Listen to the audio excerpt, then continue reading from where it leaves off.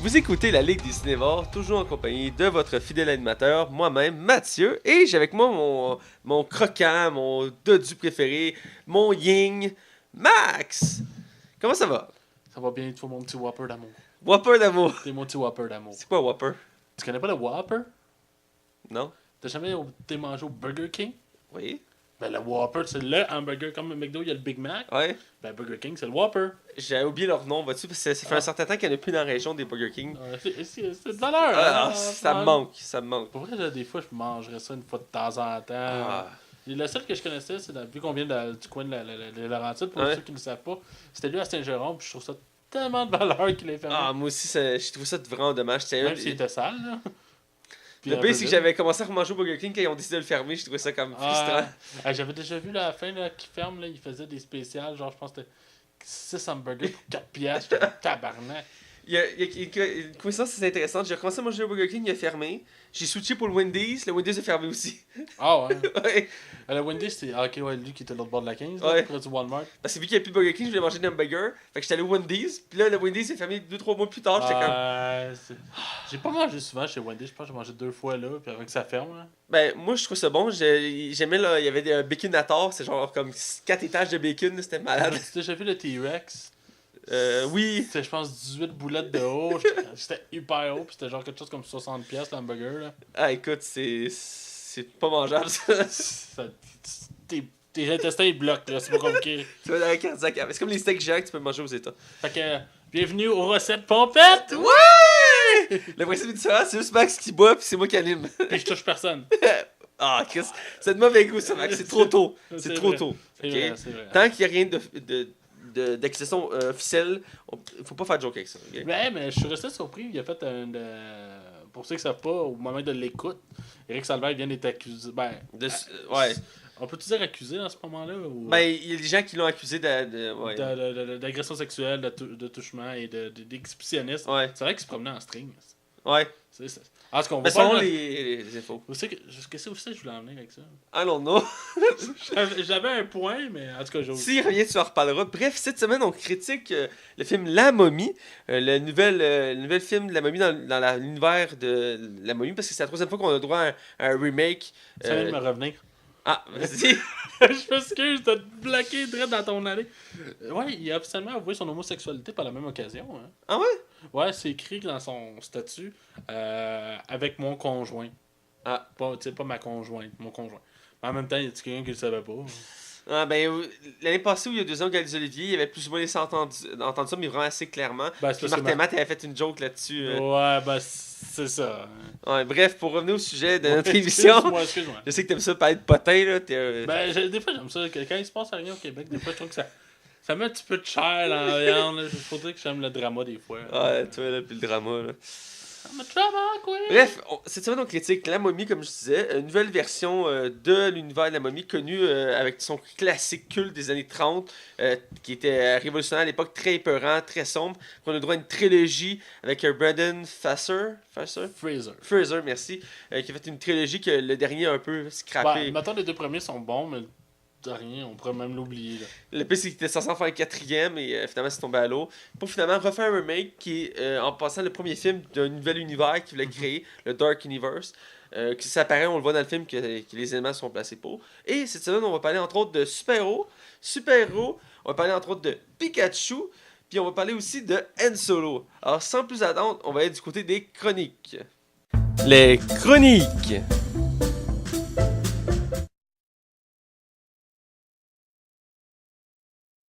Alors on est dans les chroniques et on commence avec ce qu'on a vu et écouté.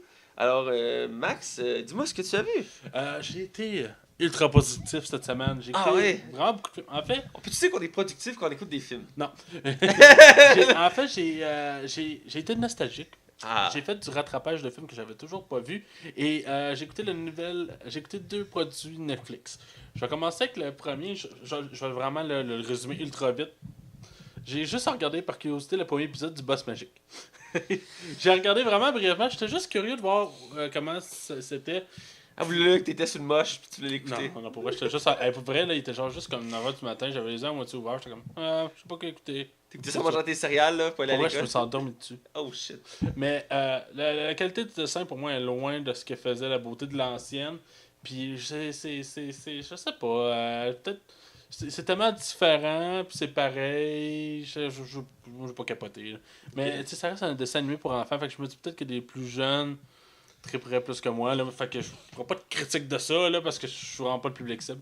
Sinon, c'est ça. J'ai écouté Baby Sister, Baby Sister, excuse-moi, qui est le film original de Netflix. Oui, le nouveau film, il y a une sortie d'horreur, là, je crois. Ouais, c'est comme horreur, action. Avec plein de filles, là. Ouais, c'est un peu comme, imagine Home Alone, là, Ouais. avec du sang, puis de... C'est quand même vraiment violent. Dans le fond, pour résumer vite, il y a un jeune de 16 ans qui a peur de tout dans la vie. Non, il n'y a pas 16 ans, il y a 12 ans, excuse-moi. Ce serait plus logique, effectivement, qu'il y ait 12 ans. Ben, c'est parce que l'acteur, il a 16 ans, j'avais été voir, c'est pour ça que je me suis mêlé. C'est ça, fait que c'est un jeune de 12 ans qui a peur de la vie, il a peur de s'aventurer dans quoi que ce soit, fait que... il y a encore une babysitter pour pouvoir le surveiller quand ses parents partent la fin de semaine. Puis ses parents, dans le fond, c'est comme ils vont pas super bien les deux ensemble, fait qu'ils partent des fois des fins de semaine pour se réconcilier. Il y a une scène très hilarante de la mère qui... son charme. En tout cas, ça mérite de le voir. Et non, sérieusement, pour vrai, j'ai vraiment été diverti. C'était à peu près 1h30 le film. Je l'ai écouté vraiment comme d'une traite. Sans me tanner. J'ai vraiment eu comme un bon moment. C'est violent quand même pour vrai. Ouais. Oh, il cache pas le sang. Là. Il y a quand même des scènes assez. Mais j'ai vu la bande-annonce, puis ça m'a trouvé comme film parce que, genre, il se fait garder, puis il va se coucher, puis il redescend, puis là, ils sont en train de jouer à la bouteille, puis genre, c'est plein de filles, puis Ouais. c'est. Mais les Puis raisons, après, ça vient comme violent, t'es comme, what? mais les raisons du pourquoi sont discutables. Mais du pourquoi ils font ça, là. Ouais. Parce que, pour préciser, eux autres, on voit que le jeune aperçoit sa nounou en train de tuer un jeune. Ouais. Fait que, en tout cas. Mais j'éviterais de spoiler parce que c'est facile de spoiler. C'est Non, toujours bien. ben, le film a l'air intéressant. Il me semble qu'il avait été bien reçu, je crois.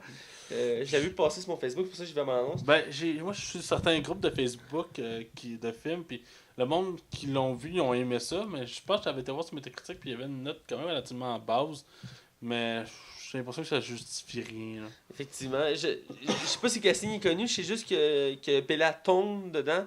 Une des filles principales du film, c'est une actrice qui est quand même connue de Disney. C'est la rousse? Ouais, la rousse, ouais. Une très belle femme, là. Ouais. Elle a fait la nunouche là-dedans.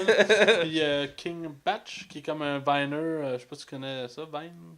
Non. C'était comme des vidéos de 6 secondes, puis il faisait des vidéos avec ça. Ah, ok. En tout cas, il est connu dans le monde des Ok. Vines, là. Je me demandais s'il y avait un gros casting de ça, mais. Ouais, ben, c'était le plus drôle, c'était de Val. En tout cas, je vais m'éviter de trop se parler. Bref, continue. Ouais, c'est ça, j'en ai quand même d'autres, là. Fait que j'ai fait du.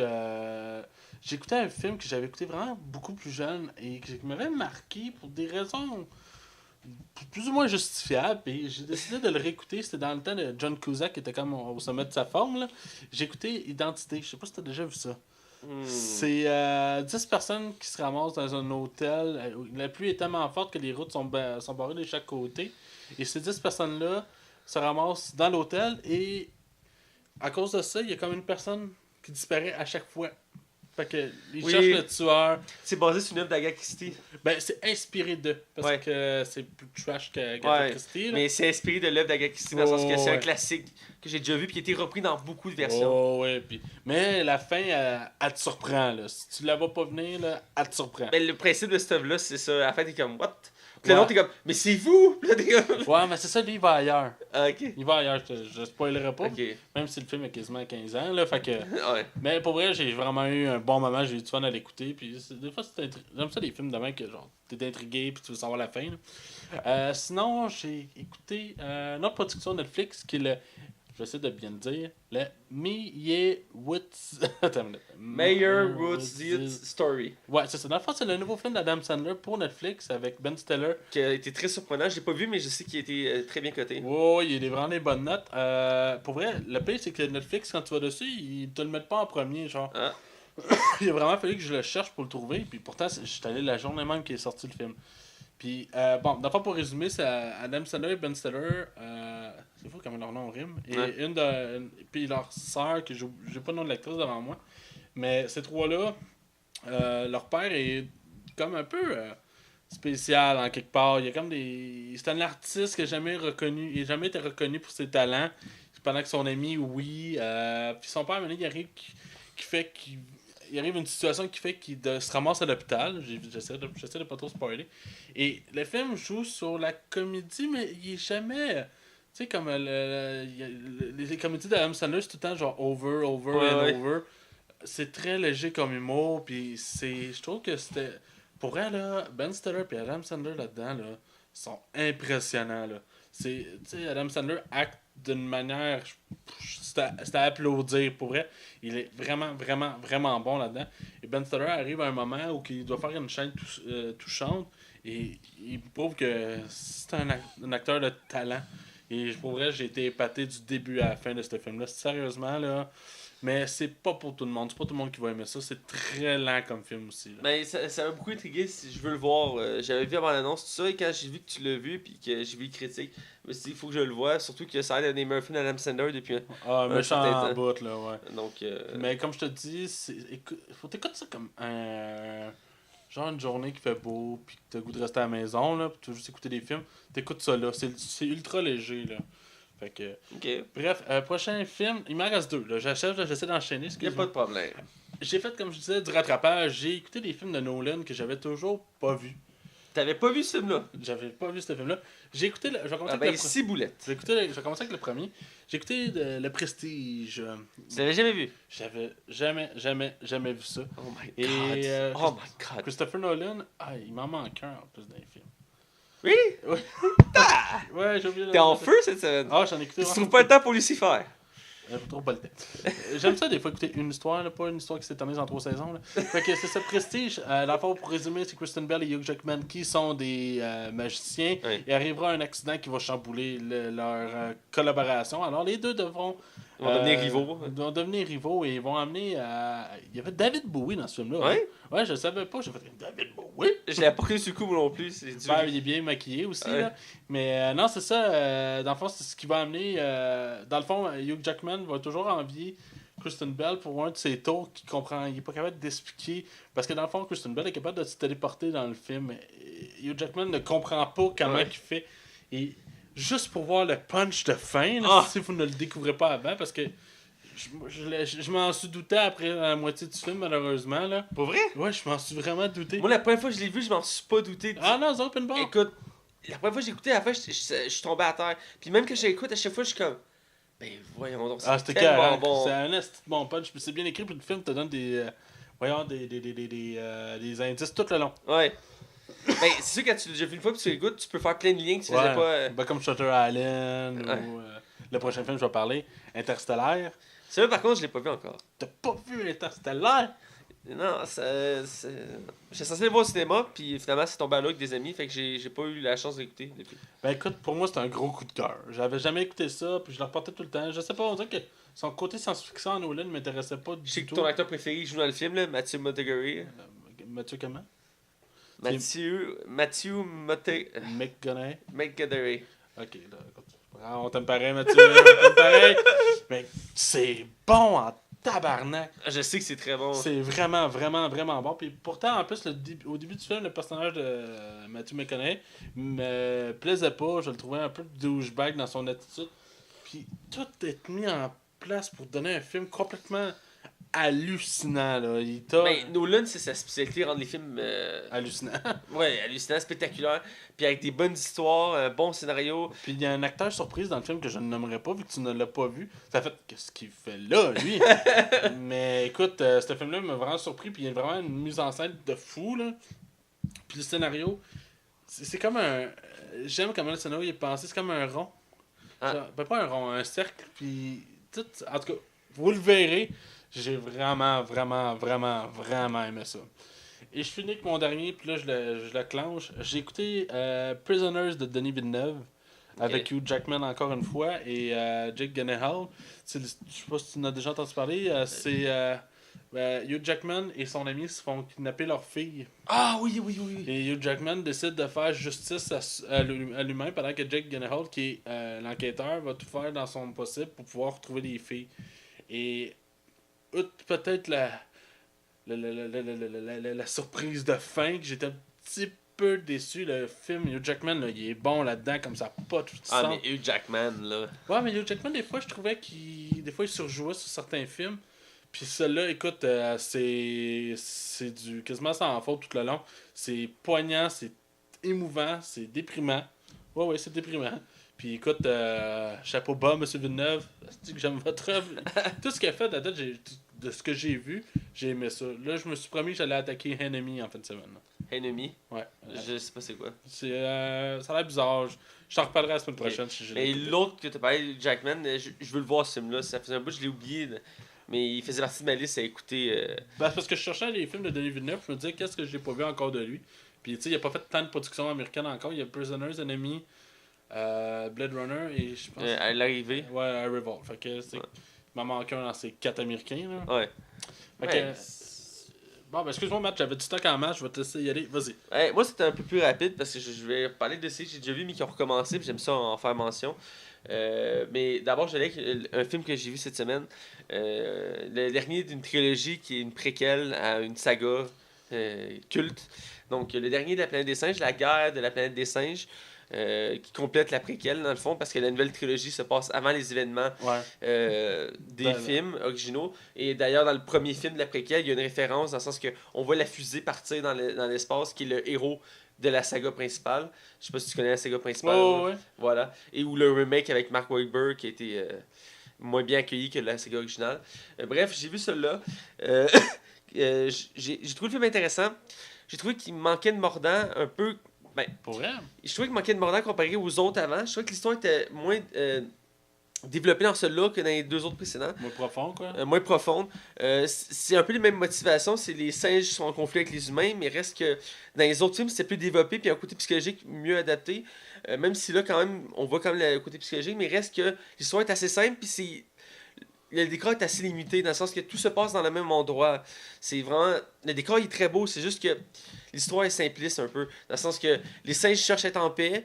Il y a un général humain qui veut tuer tous les singes, qui est joué par Woody Harrelson, qui fait quand même une très bonne job. Oh, ouais. Et qui veut tous les tuer parce qu'il considère que les humains vont disparaître s'ils laissent les singes continuer à vivre. Qui est pas tout à fait faux quand tu y penses. Hein? Ouais, techniquement. Fait que, puis c'est une bataille entre les deux, puis t'as toujours César qui est là. Et c'est très simple, ça se passe dans le même décor, c'est dans les montagnes enneigées, et avec une base militaire. J'ai trouvé la fin. Pas le côté singe, j'ai le côté humain. La fin du côté humain, j'ai trouvé assez molle, assez décevante. Côté singe, j'ai trouvé ça intéressant parce que ça conclut la préquelle qui prépare la saga, dans le sens que si tu connais la saga, tu fais plein de liens. Mais maintenant, j'avais lu qu'il faisait. C'était 4 films au total. Ils vont faire 4 films finalement. Parce que c'est ce que j'avais lu avant même que le 2 sorte, mais écoute, ça a peut-être changé dans les plans. Parce mais... que le 3, il concorde bien dans le sens que, je vais rien spoiler, mais la fin du 3 concorde bien avec la saga. Ben, je sais la fin. Facebook me l'a spoilé cette semaine. Ah, d'accord. J'éviterai de le dire, là. Ouais, mais reste que le film en soi, j'ai trouvé bon, mais pas au même niveau que les autres, je trouve. Ok.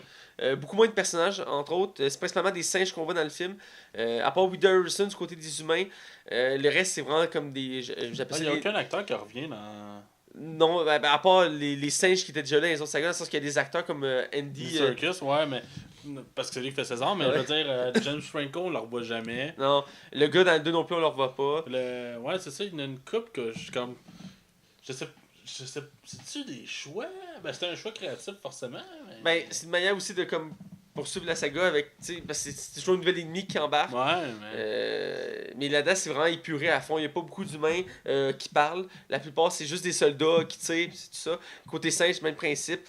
On a encore quelques singes qui étaient dans les premières sagas qui reviennent, dont le. Je sais pas ce que la race, mais c'est le bras droit de César. C'est comme le gros brun qui parle avec des langages des signes. Là. Ouais, avec la face géante. Ouais, là, il est là depuis le premier, lui aussi. Je sais pas son nom. Mais en tout cas, lui aussi là depuis le début. Mais il reste que le côté visuel de ce film-là est écœurant. La manière ouais. qu'ils font les singes, c'est hallucinant. On est loin de la saga originale avec les costumes qu'on voyait le visage quasiment dans des masques. C'était l'époque. Ouais, c'était l'époque. Mais pour le côté visuel, c'est fou. Puis Andy là-dedans, qui fait César. Ben, la franchise est vraiment reconnue pour son côté réaliste. Ouais, là. c'est au réaliste, mais Andy là-dedans. Mais c'est fou quand tu peux faire un film sur des singes qui prennent la place sur la Terre. Ouais. Peut être tellement fait de façon intelligente puis bien écrit. Écoute, moi je trouve que c'est comme prendre un concept, tu te dis ah c'est nono, mais Chris on réussit à te faire une merveille avec ça. j'étais impressionné de cette trilogie-là, là, sérieusement. Non, elle est très impressionnante. Comme je dis, la troisième, c'est celui que j'ai trouvé un peu moins impressionnant, surtout la fin. Mais il reste que le film est bon en soi. Ouais. Andy, je trouve que il y a un maître dans l'art de prendre la place de personnages que techniquement, tu sais, c'est pas faisable comme être un singe. Ou, tu Mhm. sais, Andy, c'est lui qui est connu pour faire Gollum. Il fait l'empereur Snoke en ce moment. Il fait Snoke dans Star Wars dans l'épisode 7, 8 et 9. Là, il fait le singe. Il a fait d'autres rôles comme ça. D'ailleurs, tu parlais du Prestige. On le voit dans Prestige. C'est lui qui fait l'assistant de Ouais. David Bowie. C'est une des rares. Ben, c'est une des rares fois. Il fait pas souvent de rôle qui est pas déguisé. Tesla qui s'appelle, le gars. David Bowie fait Tesla, Ouais, il fait Tesla qui est connu mondialement. Puis son assistant, il est joué par Andy. Puis ce que je trouve intéressant de cet acteur-là, c'est dommage, c'est qu'on le voit pas souvent normal. Parce Mais qu'il là, dans Black Panther, il y a un rôle majeur. ouais, Là. il a un rôle majeur, ce qui est surprenant. Mais généralement, dans ses rôles, il aime ça se déguiser parce que c'est sa spécialité. Dans ce cas-ci, même pour Black Panther, je suis content de le voir en visuel parce qu'il a quand même une gueule, puis il a quand même un charisme propre à lui. Tu vois que quand il parle, il peut être. Tu l'écoutes, Il y là, a tu une sais. énergie qui dégage. Voilà. Donc, j'ai vu ce film-là. Sinon, je fais un tour d'horizon rapidement des séries qui ont commencé cette semaine, que j'écoute. Et avant de commencer ça, je veux sur parler de Narcos, que je passé une passée, que tu m'avais conseillé d'écouter, si tu te rappelles bien. Oui, oui, je t'ai conseillé plein de fois. Eh oui, à chaque semaine, Matt, là, écoute Narcos sur Netflix. Écoute Narcos sur Je Netflix. disais, évite tout détective, faut t'écoutes Narcos, le gros. Narcos! Bref, j'ai écouté Narcos. La T'as semaine passée, pleuré j'ai tout écouté le la long. saison 1. J'ai écouté la saison 2, que j'ai fini il y a 2-3 jours. J'ai commencé la saison 3 de la série. Ce qu'il faut savoir de Narcos, c'est que, contrairement à ce qu'on peut penser, la série n'est pas axée sur Pablo Escobar, qui est, dans le fond, le plus grand narcotrafiquant de cocaïne de l'histoire. Et que, dans le fond, c'est juste les 2 premières saisons qui sont axées sur lui, mais qu'on voit du point de vue du gouvernement et de temps en temps de son point de vue.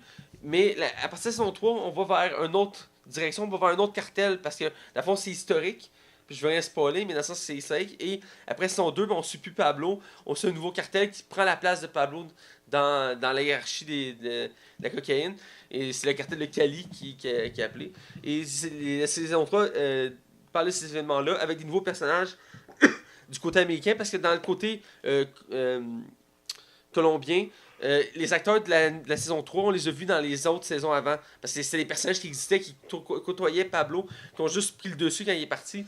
Donc, pour ça, c'est intéressant. Il y avait une belle continuité. Je n'ai pas encore fini la saison. Je vais faire une anecdote là-dessus. La saison 4, qui est en tournage, a été tournée en partie dans le nord du Québec, dans les Laurentides, en fait. J'ai mes amis qui travaillaient à une auberge dans le nord et ils ont tourné des scènes là. Ils m'ont tagué sur Facebook pour me montrer ça. J'étais surpris parce que la série se passe principalement en Colombie. Je sais que la saison 4 va se dérouler en partie au Mexique, mais je vois pas comment notre décor nordique peut refléter les décors mexicains ou colombiens. J'ai peut-être une raison, ouais. Je sais pas, peut-être ils viennent au Canada à un moment donné, je sais pas. Je connais pas toute l'histoire derrière de ça, j'en apprends, mais j'aime ça, parce que c'est historique. Même s'il précise à chaque fois qu'il y a des éléments qui ont été transformés. J'étais allé voir après, quand j'ai fini 2 saisons de Narcos, j'étais allé comparer avec Wikipédia et tout ça, voir les différences. Il y en a quand même des intéressantes, mais il reste que c'est quand même très proche, c'est très intéressant pour apprendre un univers comme ça. Je sais que tu es un grand amateur de cocaïne, c'est bien de te renseigner d'où ça vient. De où ça devient cette idée-là? Voilà. Sinon, tour rapide d'horizon. La plupart des séries super-héroïques ont recommencé depuis 2 semaines, je crois. 2 semaines. Non, une semaine, excuse, ça fait une semaine. Donc, le deuxième épisode, tout l'épisode 2 est sorti hier, aujourd'hui puis demain. Bref, Flash, Arrow, Legend of Tomorrow, Supergirl, mais que je suis pas. On recommençait la semaine passée. Je vais en faire un tour d'horizon rapidement. Commencer avec Legend of Tomorrow, que la saison 2 avait fini assez spectaculaire. La saison 3 reprend bien. Elle nous déboussole un peu parce qu'il y a. Dans le fond, même chose qu'entre la saison 1 et la saison 2, il y a comme une fraction dans le temps qui se fait. C'est comme il faut garder le suivi. Ils ont fait le même principe pour la saison 3. Ça repart très rapidement. Puis c'est toujours une question de temps parce que la Legend of Tomorrow, ça rapporte avec le temps. Donc ça peut devenir très mêlant à suivre, mais était très bonne le premier épisode. Pour Flash, qui avait été un peu molle à la fin de la saison 3, je trouve que la saison 4 nous laisse beaucoup d'intrigue le début. Ce qui est intéressant, contrairement aux autres saisons, on a vu le méchant au début, premier épisode, un méchant peu connu. Il est connu quand même des comics, mais il est quand même peu connu de l'univers. On voit assez peu de choses sur lui, mais il reste que les effets spéciaux que j'ai vus, les histoires, le retour de Flash. Ça a l'air intéressant, ça a l'air bon, même si il a battu son record du moins haut Audimat. Ah, pour vrai, il Ouais, est en chute libre ou? Ben, pour le premier épisode, il est en chute libre. C'est un record Guinness encore pour eux, de moins de gens qui l'ont écouté. Parce que la saison 3 a laissé les gens sur leur faim. Ah ouais, ce point-là. Même si le méchant était quand même surprenant, reste que c'était mou comme saison. Mais, tu sais, raccourcir votre saison, c'est des raccourcis. Parce que tu vas me dire, ouais, mais c'est bon, 22, 23 épisodes. Des fois, ça s'étire, là. Généralement, Non. ça s'étire. Il faut. Des fois, on peut voir des longueurs, effectivement, puis je serais pas contre d'enlever quelques épides, tu sais, peut-être de descendre, je sais pas moi, À 15-16. 15-16, voilà. Ça pourrait être bien, on purgerait un peu les longueurs, ça pourrait être bien. Reste que j'aime toujours ça voir du contenu, parce que moi, je suis un grand fan de tout ce qui est comique. Moi, j'ai pas ça, c'est parce que ça doit être à cause des raisons télévisuelles avec CW qui doivent mettre des horaires qui doivent concorder pour le temps de mois. Ouais, j'imagine souvent les CW, ils font, les chaînes américaines, souvent, ils font des longues séries qui s'étalent souvent sur moins de 20 épisodes. Parce que le public américain aime ça en avoir pour leur argent, tu sais, puis ça dure à l'année, donc de septembre à genre mai, avec les pauses habituelles de Noël, tout ça. Bref, pour finir avec Arrow qui a recommencé aussi. Arrow étant la série la plus vieille des trois, il rendu à sa 6e saison. Combien? 6 saisons. Quand même, hein? Ouais. Penses-tu qu'ils vont arrêter après ça? Mais il y en a qui pensaient qu'elle était après 5 parce que logiquement, le personnage passe 5 ans sur une île déserte. Donc à chaque saison, tu avais des flashbacks de l'année d'une année qui était là. Et là, ils se disaient, bon, après 5 saisons, il n'y a plus de flashbacks, donc ça boucle la boucle. Mais j'ai l'impression qu'Arrow va faire comme Smallville. Il va probablement avoir 10 saisons. En tout cas, c'est sa ligne pour ça parce que c'était la même chose avec Smallville à l'époque. Il était censé faire 5 saisons, mais c'est tellement pogné qu'ils ont relancé, ils ont poursuivi, puis ils ont retravaillé l'histoire, puis ils ont étiré ça sur 10 saisons. Donc, c'est pas impossible. Même, en fait, Smallville, il y a 11 saisons, mais la 11e existe juste en BD. Ok, ouais. Mais elle existe. Est-ce que Arrow, je pense que c'est pas à 10 saisons. Pour les autres, je sais pas, ça pourrait être possible aussi. Dépend toujours de l'univers, mais Arrow, c'est un peu le genre de série qui pourrait, vu qu'il y a déjà une bonne base, surtout qu'il récupère des éléments de temps en temps ou qu'il crée de nouveaux éléments qui sont intéressants. Oui, il y a beaucoup de choses négatives à la série, je le cacherai pas. Reste que c'est toujours un coup de cœur pour moi, cette série-là. Et la dernière saison a vraiment rehaussé le ton. Et le début de la saison 6 aussi laisse beaucoup de planer De doute ou. de doute, mais d'intrigue. Tout le long de l'épisode, parce que, on va spoiler, ça nous laisse un moment critique avant la saison 5. Et tout le long de la saison 6, le début de la saison 6, tout le long de l'épisode, il nous laisse croire que il s'est passé quelque chose de tragique, tu sais. Puis tout le long, tu penses qu'il s'est passé quelque chose, puis à la fin, il y a encore le doute. T'es pas sûr à 100% qu'il y a quelque chose de réglé ou pas. Donc, il veut nous laisser planer pour encore d'autres épisodes. Et même chose pour le méchant. On sait pas c'est qui le méchant. Contrairement à Flash, Arrow n'a pas d'éléments. Brièvement, on voit des choses qui ont rapport à lui, mais on sait pas c'est qui. On voit pas c'est qui, on voit même pas l'acteur. Donc, c'est encore plus dans le doute. On sait même pas la direction que la série va prendre parce que chaque saison, il y avait un but assez intéressant. Celui-là, on sait juste qu'à la fin du premier épisode de la saison 6, ça nous laisse comme. C'est une des rares fois que t'es comme fuck. Parce qu'il y a quelques épisodes dans la série que ça vient te chercher tellement que c'est prenant. Le premier épisode de la saison 6, c'est ça qui arrive à la fin. Tu te demandes comment il va faire pour réussir à la fin de saison complète avec les héros avant qu'il arrive de quoi. Donc, très bon. Donc, c'est pour mon tour raison des séries et mes films que j'ai vus. On va être dans l'actualité. Ouais. Je vais te laisser relancer. Dans le fond, écoute, j'en ai un peu moins que toi. Fait que, on va enchaîner quand même rapidement. Les Nouveaux Mutants, nouvelle bande-annonce qui est sortie de New Mutant X-Men. Non, New Mutant, hein, seulement. Ouais. Dans Les le fond, Nouveaux Mutants. Les Nouveaux Mutants, c'est un film dans la franchise des X-Men Ouais. qui appartient à la Fox. Ouais. Et la Fox a décidé d'aller dans une autre direction qu'on s'attendait probablement pas en tout, en fait. Et ouais. Parce que déjà que Deadpool il s'en allait ailleurs, c'était comme rendu une comédie. Fait que c'était. Tu te disais, ok, c'est bon, ils osent des choses. Mais là, ils vont complètement ailleurs en faisant un film d'horreur basé sur les X-Men. Moi, d'un, j'applaudis écoute, ils osent quelque chose. Là. Ben oui, écoute, c'est phénoménal. On s'attendait pas à ça. Et la bande-annonce, Oh oui, elle est elle folle. met le ton, là. elle met le ton. Mais on voit pas grand-chose quand même. Tu sais, c'est quand même très lugubre. Puis, sur le coup, je me disais, c'est pas un film d'horreur, ça. Non, ça se peut pas. Ils ont pas osé faire un film d'horreur. Mais oui, c'était un film d'horreur. Ben, je sais pas à quel point ça va être horreur. J'ai l'impression que ça va peut-être être plus trailer, suspense peut-être. Je sens qu'il va y avoir de la violence, là, dans le sens Oh, que ouais. les images qu'on voit à certains moments, on voit qu'il y a comme de la folie, du chaos. Il va être, j'ai l'impression qu'il va être plus cru là. Depuis Deadpool est là, je pense que la Mais Fox ose c'est des pas que ça choses. le permet, ouais, voilà, il teste des choses, donc... Ben, je m'excuse, mais en osant Logan puis en osant Deadpool, ça a été ultra rentable. Ils font, hey, peut-être qu'ils oser des choses. Parce que souvent, les studios, ils vont se conformer à ce que le public veut vraiment, là. ouais. Fait que, c'est ce qu'on dit, là. Fait que, non, sérieusement, go for it, je suis down. Oui. Je regarde le projet à l'œil. Deuxième nouvelle, encore reliée à la Fox, encore reliée à des super-héros.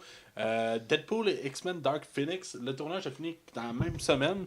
Alors, Deadpool devrait sortir en juin 2018 et X-Men, je crois, vers la fin de l'année 2018 aussi.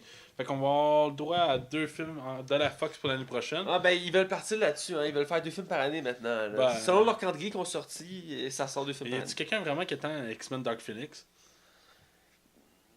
Je dirais c'est juste... Ben, oui, je l'attends en quelque sorte parce que la franchise c'est X-Men. Reste que...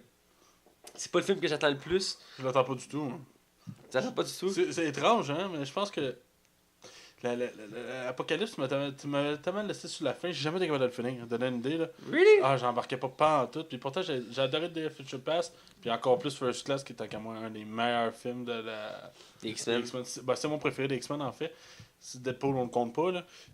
Puis Apocalypse, je trouve ça juste d'un ennui. Là. C'est juste long comme film. Mais écoute, Dark Phoenix, je l'attends pas particulièrement. Deadpool 2, je suis ultra hype. Là. J'ai vraiment hâte. J'ai vraiment apprécié le premier. Fait que, je sais pas. En tout cas, je suis content. Ben écoute, On voit les projets avancent. je suis toujours content de voir des films de super-héros quand ils sont bons, évidemment. Reste que comme toi, Apocalypse, je trouve un peu décevant. Même quand même pas mal. Dans le sens que c'est un des plus grands méchants des X-Men. Puis mou. Il paraît assez mou dans le film, effectivement. C'est pas une question d'acteur, je crois, c'est plus une question du scénario. Ouais, c'est vraiment une question de scénario. Puis peut-être même son costume, je l'aurais. Ben, c'est un peu dur de. Je veux pas qu'il soit fidèle, Non. mais je l'aurais mis un petit côté un petit peu plus cut, là. Tu sais, Ouais, ben, c'était un des défauts que je trouvais. Le personnage n'est pas assez cut. tu regardes Thanos, puis tu regardes lui, là. Ouais. Écoute, Thanos va le manger, là. Ben, techniquement, il a comme un peu la même shape que Thanos, mais dans le film, c'est pas le cas. Non, c'est ça, dans les films, je parle, là. Mais c'est une question de scénario. Reste que. Je suis toujours intrigué de voir qu'est-ce qu'on a des films, parce que maintenant, les films X-Men sont tournés à Montréal, donc je suis toujours de voir comment ils font ça. C'est pas le film que j'attends le plus, mais on verra bien. Dernière nouvelle, écoute, ça va prendre 30 secondes. Star Wars et Ron Howard ont annoncé officiellement le nouveau titre du film de Han Solo. Ah ouais, Et, écoute. Assisez-vous, vous allez Vous pas. êtes tombé sur le cul, là. Ils ont osé, hein. Attends, on va la laisser. Préparez-vous, là. Vous êtes assis. Solo. Ok, vas-y. Ok, je pensais que c'était là. Ah, bon, ok. Solo, a Star Wars Story. Ah, écoute, c'est chercher loin, hein. Ah oui, bah, on se doutait tout, ça allait Je être. suis sûr qu'ils ont engagé une équipe de marketing là-dessus, là. Disney, tu sais, dans la réunion, ils sont genre une dizaine, là. Ils ont tous genre des doctorats en marketing, là. Puis, je fais une prédiction pour Star Wars épisode 8. Vas-y, vas-y. Je sais c'est qui le méchant. Ah ouais. Je le dis-tu? De toute façon, spoiler, si vous voulez pas l'entendre, skippez Ouais, les prochaines minutes. sautez pour vrai 1 minute et demie, là. Au moins deux, au moins deux. Au moins 2 pour être sûr, là, si vous voulez vraiment pas entendre. Je vais m'expliquer pourquoi. Pour 2 raisons, il y a eu le nouveau poster. Star Wars a tendance à mettre le méchant en arrière des posters. Ouais. Et comme tu peux voir, Mathieu, via mon cellulaire, qui est en arrière du poster? Peux-tu le dire pour nous autres? Luke Skywalker. Oui!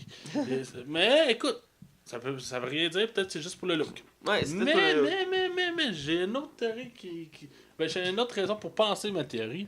C'est qu'il y a actuellement une promotion. C'est comme, tu sais, des fois, souvent, tu vas à des salles, puis pour faire la promotion d'un film, ils font comme pas un pont, mais c'est comme tu passes entre une porte avec des pancartes des films de chaque côté. Et du côté gauche, t'as tous les gentils avec Luke Skywalker. Mais du côté droit, t'as genre Captain Phasma, Kylo Ren et Luke Skywalker. Oh. Je lance ça de même. Je connais pas la vérité, c'est ma C'est théorie. une belle théorie, surtout que l'acteur il rêvait de faire un méchant, donc. Puis ça, là, Disney, là, si vous voulez pas vous faire critiquer pour l'épisode 7 parce que vous avez fait pareil, là, si vous faites ça, vous osez quelque chose de vraiment audacieux, puis j'applaudis. Je suis curieux comment ça va se dérouler, là, mais je serais intrigué de te voir. T'imagines-tu? J'avais vu une théorie intéressante sur les toiles héroïques. C'est rare, mais lui qui gère la page a écrit un article sur une théorie de Star Wars qu'il a publié Ok. sur la théorie. Je t'invite à aller lire, elle est très très longue, mais je vais en faire un petit résumé. Il a basé cette théorie sur une saga qui s'est passée dans la Clone Wars, la série de TV, où que dans le fond, ils vont sur, Obi-Wan et Anakin vont sur une planète où il y a 3 représentants de la Force. T'as le père qui est neutre dans la Force, c'est un Jedi gris. T'as sa fille qui est une Jedi sans être une Jedi. Puis t'as son fils qui est un Sith sans être un Sith. Et c'est à clé l'équilibre. Tant que les 3 existent, il y a un équilibre. Mais à un moment donné, le père se fait tuer pour protéger ses enfants. Et à sa mort, les 2 enfants décident de s'entretuer pour le pouvoir. Et les 2 finissent par mourir. Parce que ça crée un chaos. Dans le sens que tant que l'équilibre est là, les 2 peuvent exister. Donc, il y a une théorie qui s'est répétée plusieurs fois dans les œuvres. Pour pas étaler là-dessus. Mais il y a une théorie qui dit que c'est l'équilibre. Dark Vader était comme l'équilibre. Puis c'est pour un équilibre. Et que la dernière saga, ça va être ça. Snoke va être comme l'équilibre. Il n'est pas considéré comme un Sith parce qu'il n'y a plus de Sith. Donc il y a l'équilibre. Et que Luke est comme le Jedi. Ou tu sais, il va comme Rey est comme le Jedi. Et Kiro est comme le Sith. Il est comme l'équilibre en soi qui va se recréer. Parce que l'univers il faut qu'il marche pour qu'il y ait un équilibre. Mais la théorie, je l'ai dit très simple, mais elle est très poussée. Là. Je t'invite à lire l'article qui est quand même. Rey, dans le fond, serait la fille d'Han Solo. Ben, j'ai pas dit que c'était la fille d'Han Solo, j'ai juste dit qu'elle amènerait l'équilibre. Dans le sens qu'elle serait soit Jedi ou Sith qui amènerait l'équilibre. Ok, Parce que pour qu'il y ait un équilibre, il faut toujours que tu aies un neutre et 2. Puis dans toutes les versions de Star Wars, ça se reflète. ok. Dark Vader est un de ceux-là qui crée l'équilibre. Mais je le dis très rapidement, mais allez voir l'article qui vaut vraiment la peine. C'est une belle théorie. Puis espérer les épisodes, c'est dans les meilleurs épisodes de la série Clone Wars. Quand ils vont à cette place-là, ça montre beaucoup d'aspects sur le côté de la force. Bref, il y avait autre chose. Non, moi j'ai terminé. Fait que Mathieu, vas-y. Je vais commencer avec le plus gros. Excusez-moi, je suis un peu équipé.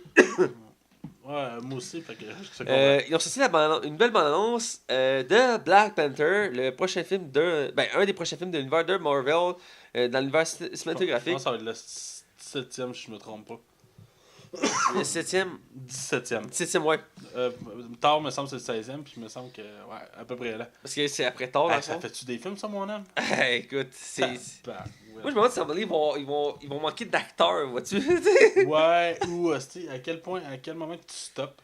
Ouais. Parce que là, d'après moi, ils commencent, là. Ben, ils veulent faire. Ils ont déjà prévu 4 phases, après, c'est pas encore prévu. On est dans 3, là, fait que. Ouais, en tout cas, laisse-moi en douter. Ouais. Parce qu'on verra ce que ça donne. Bref, la bande-annonce de Black Panthers.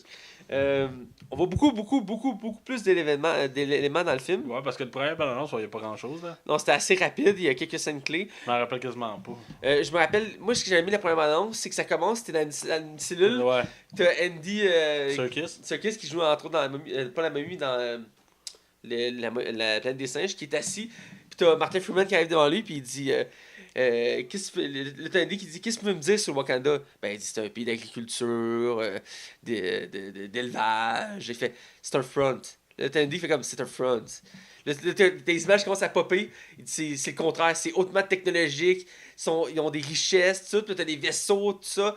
Là, j'étais fasciné par la première bande-annonce. La deuxième, c'est un peu le même principe. On voit plus d'éléments.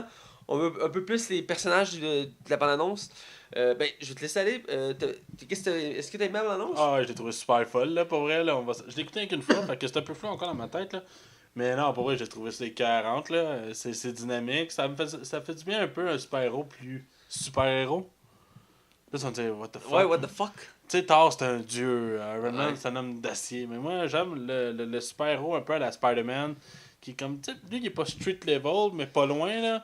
Fait que j'aime le côté qui est plus terre à terre aussi. Tu sais, un multimilliardaire africain qui a des technologies folles. Ouais, mais je le vois pas comme un dieu, genre. Ouais.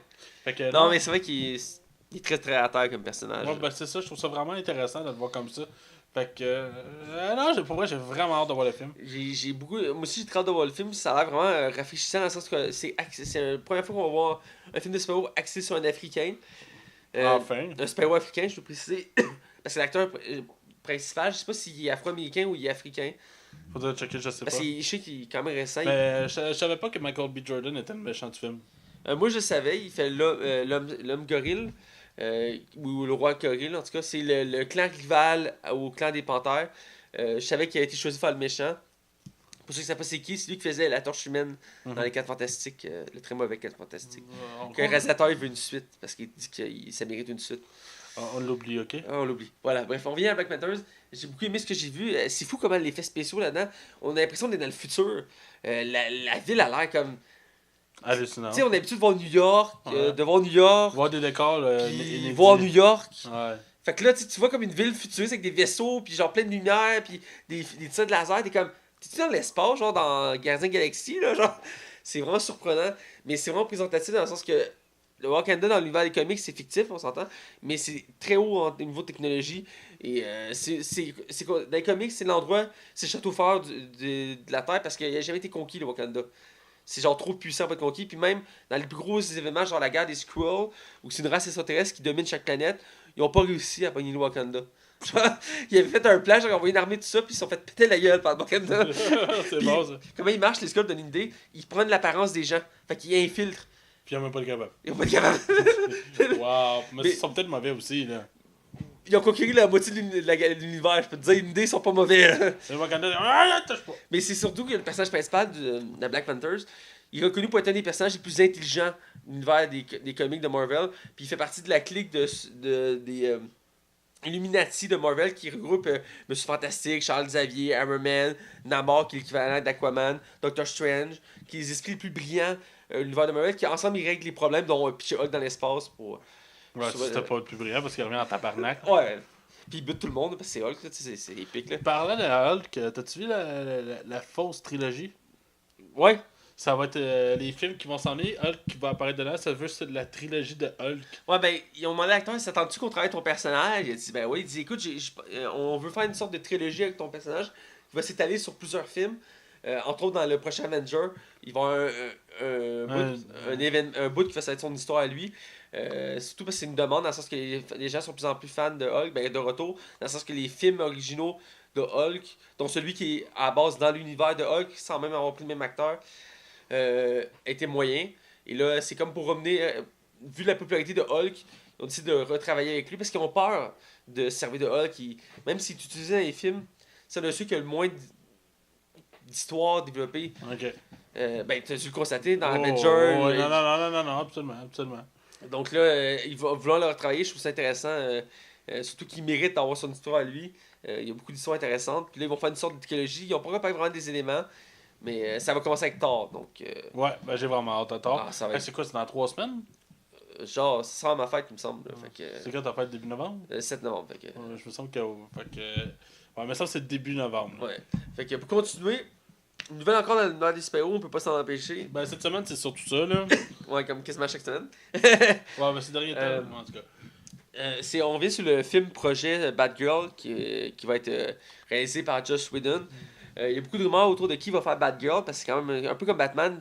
Tout le monde regarde ça d'un coin d'œil intéressant parce que c'est un des personnages emblématiques de DC. Aussi une des super-héroïnes les plus emblématiques de DC. Après Wonder Woman et Supergirl. T'as Batgirl, même si je mettrais Batgirl avant Supergirl. Je mettrais Catwoman avant, moi. Ouais, je mettrais Catwoman. Mais c'est une anti-héros Catwoman. Fait que... Ouais, mais capable d'être. Ok, bon, en tout cas. Parce que, fait intéressant, parenthèse sur Catwoman, dans les comics New Rebirth en ce moment, l'événement en ce moment important, c'est le Batman de demander en mariage Catwoman, puis elle a accepté. Fait ils vont sortir un comic basé là-dessus, dans le sens qu'il va y avoir un événement qui va se passer en rapport à leur mariage. Parenthèse de même. C'est vraiment intéressant, puis c'est la première fois de l'histoire qu'ils décident d'unir ces deux personnages-là ensemble. Parce que oui, ils sont amants, puis tout ça, Ouais, mais il y a toujours eu une distance parce qu'ils ont chacun une vie différente.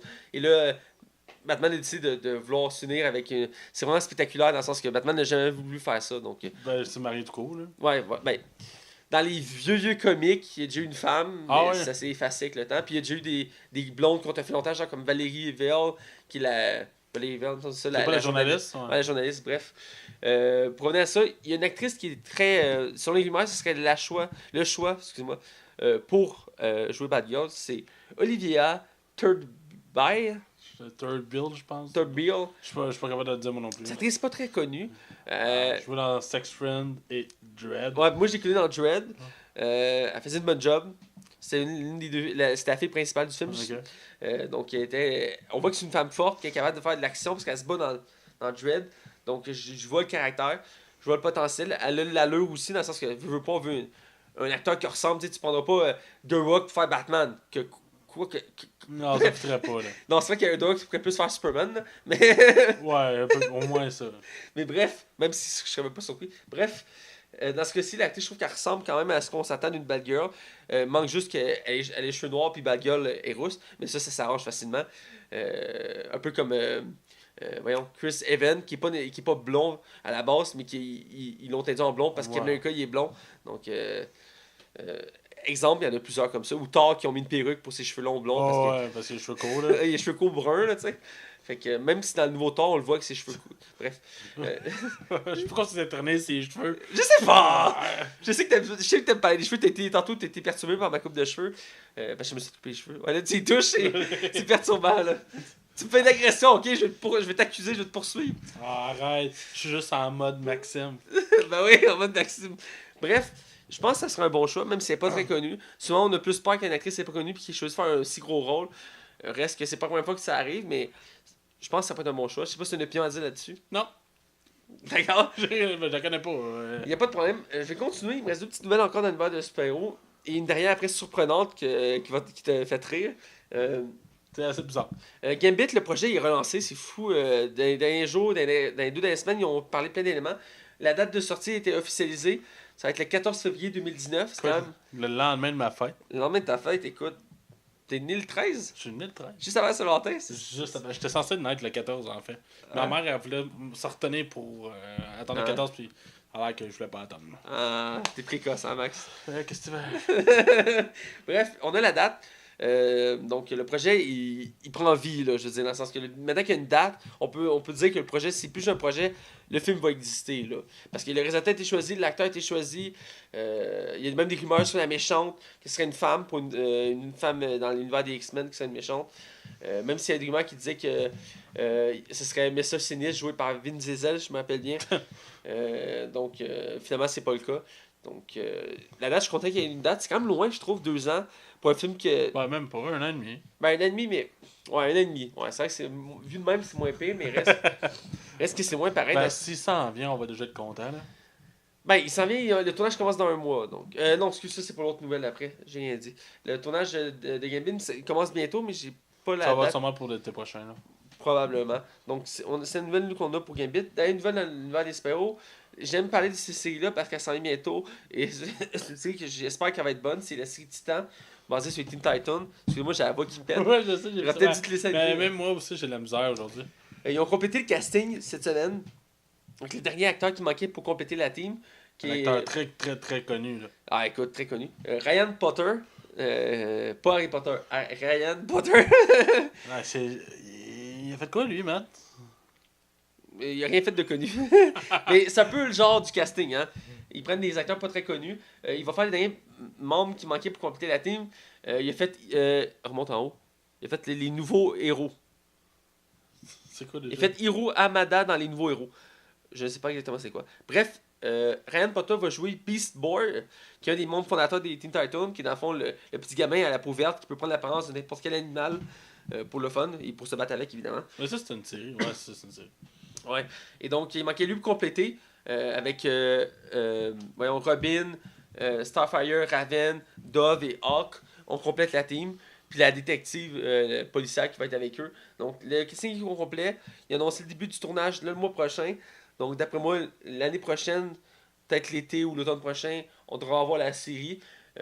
J'ai vraiment hâte de voir ce que ça donne. J'ai hâte de voir le premier extrait parce que Titan, c'est une saga que j'aime beaucoup. J'aimais beaucoup la série originelle. Pas celle qui joue en ce moment, Team Titan Go, qui vont faire un film, mais celle que j'avais quand j'étais petit, qui était très, très fidèle au comic et que j'aimais beaucoup. Donc, j'ai hâte de voir. Toi, je sais pas si ça t'excite. Non. Ça va être une courte série, hein, ils ont dit 10 épisodes. Ah, peut-être. Mais c'est qui tu fais ça? C'est CW encore? Non, c'est pas CW. Ben, ce sera pas sur CW, mais ça va être produit par celui qui fait le grand Manitou de DC, là, qui fait toutes les séries. Jeff Jones? Hein? Bertlanti, Ok. lui qui gère toutes les séries Flash, Arrow, Supergirl, Legend Tomorrow. Mais ça va jouer où? Il me semble que c'est pas sur CW, il me semble que c'est sur une autre chaîne, genre Sephi ou un truc du genre. Ok, bon, on verra. Mais c'est pas directement. Tu sais, ça va être pas la même sauce que CW, là, c'est vraiment. Ouais, genre 24 épisodes, hostie, avec des romances interminables. Un jour, Max, un jour tu vas y arriver. Quand ils en mettront plus. Tu manques quand même quelque chose, c'est quand même intéressant. Bref, dernière nouvelle, la nouvelle surprenante qu'on a vue quelques minutes avant de faire le tournage de l'émission actuelle, c'est sur le spin-off de l'univers de Pokémon, Pokémon Détective avec Pikachu. Il y avait eu des jeux à l'époque de Ouais, cette ça, je me nouvelle-là. rappelle, sur N64 puis sur DS. Ouais, sur DS, voilà. Il va faire. Attends, avant de commencer, avant que tu t'annonces ta Ouais. nouvelle, C'est-moi, c'est pas une bonne idée de base de faire un film sur. Ben, ils vont faire un film sur Tetris, donc. Ouais, mais fuck? ça aboutit pas, tu le vois, là. Fait que, mais là, ça, là. Ils sont partis sur faire plein de concepts, hein. Ils ont parlé qu'ils voulaient faire un film sur Pokémon. Je pensais que c'était un test avant. Ouais, Pokémon, c'est déjà plus envisageable que Pikachu Détective. Ouh! Pikachu et ses amis.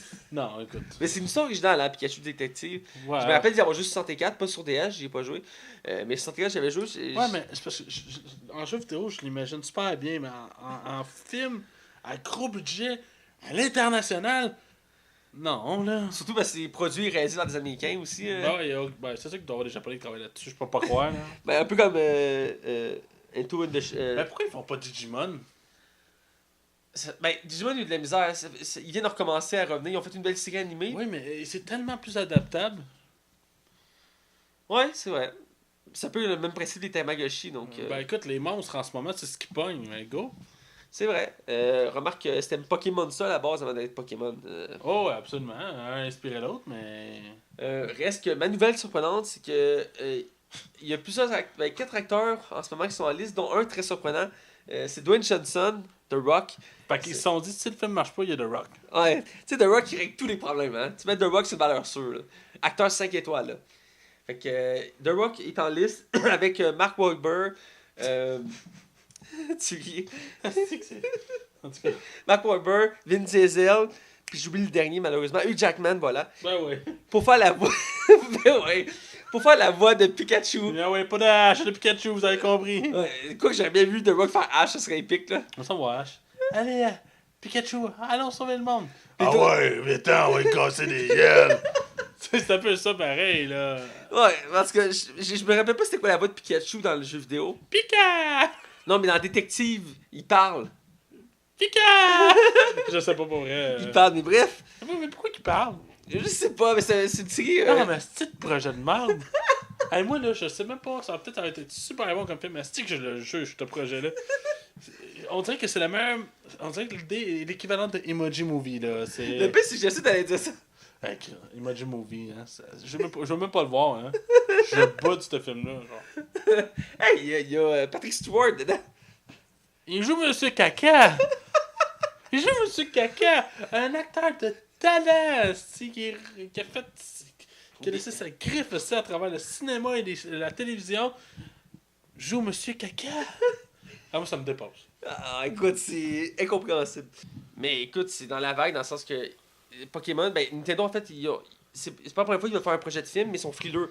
Avec raison, avec leur projet sur Mario à l'époque, ça fait écoute. C'était un flop. C'était un flop, puis depuis ce temps-là, ils ont peur de faire d'autres films dans l'univers de Nintendo parce que il y a Mario Bros, Donkey Kong, Pokémon, Yoshi, et j'ai comme l'impression que là, ils veulent comme relancer ça, ils ont vu qu'il y a un potentiel et que la technologie de nos jours, il y a plus de chances que ça marche. Et là, je pense que On manque de films original. ben, ça, c'est criant, là. Je veux dire, on en a déjà parlé à quelques reprises, mais le côté original au cinéma est en train de disparaître. C'est mort, là, tant qu'à moi, là, quasiment. Là. Ben, il y a des... Ouais, c'est vrai. Ben, c'est pas mort, mais c'est pas loin, là. Non, ben, c'est beaucoup, beaucoup, beaucoup moins présent qu'avant. Bref, je serais curieux de voir The Rock en tant que Pikachu. Ah ouais. Pika Pika, motherfucker! Genre, tellement. Bref, on va dans la zone cinéma. Hey Mathieu, est-ce que tu sais qu'on peut aller rajouter 5 étoiles à notre podcast? Ah oui, où ça? Sur Pod Québec et sur iTunes dans la section commentaires. Hey, je m'en vais faire ça tout de suite.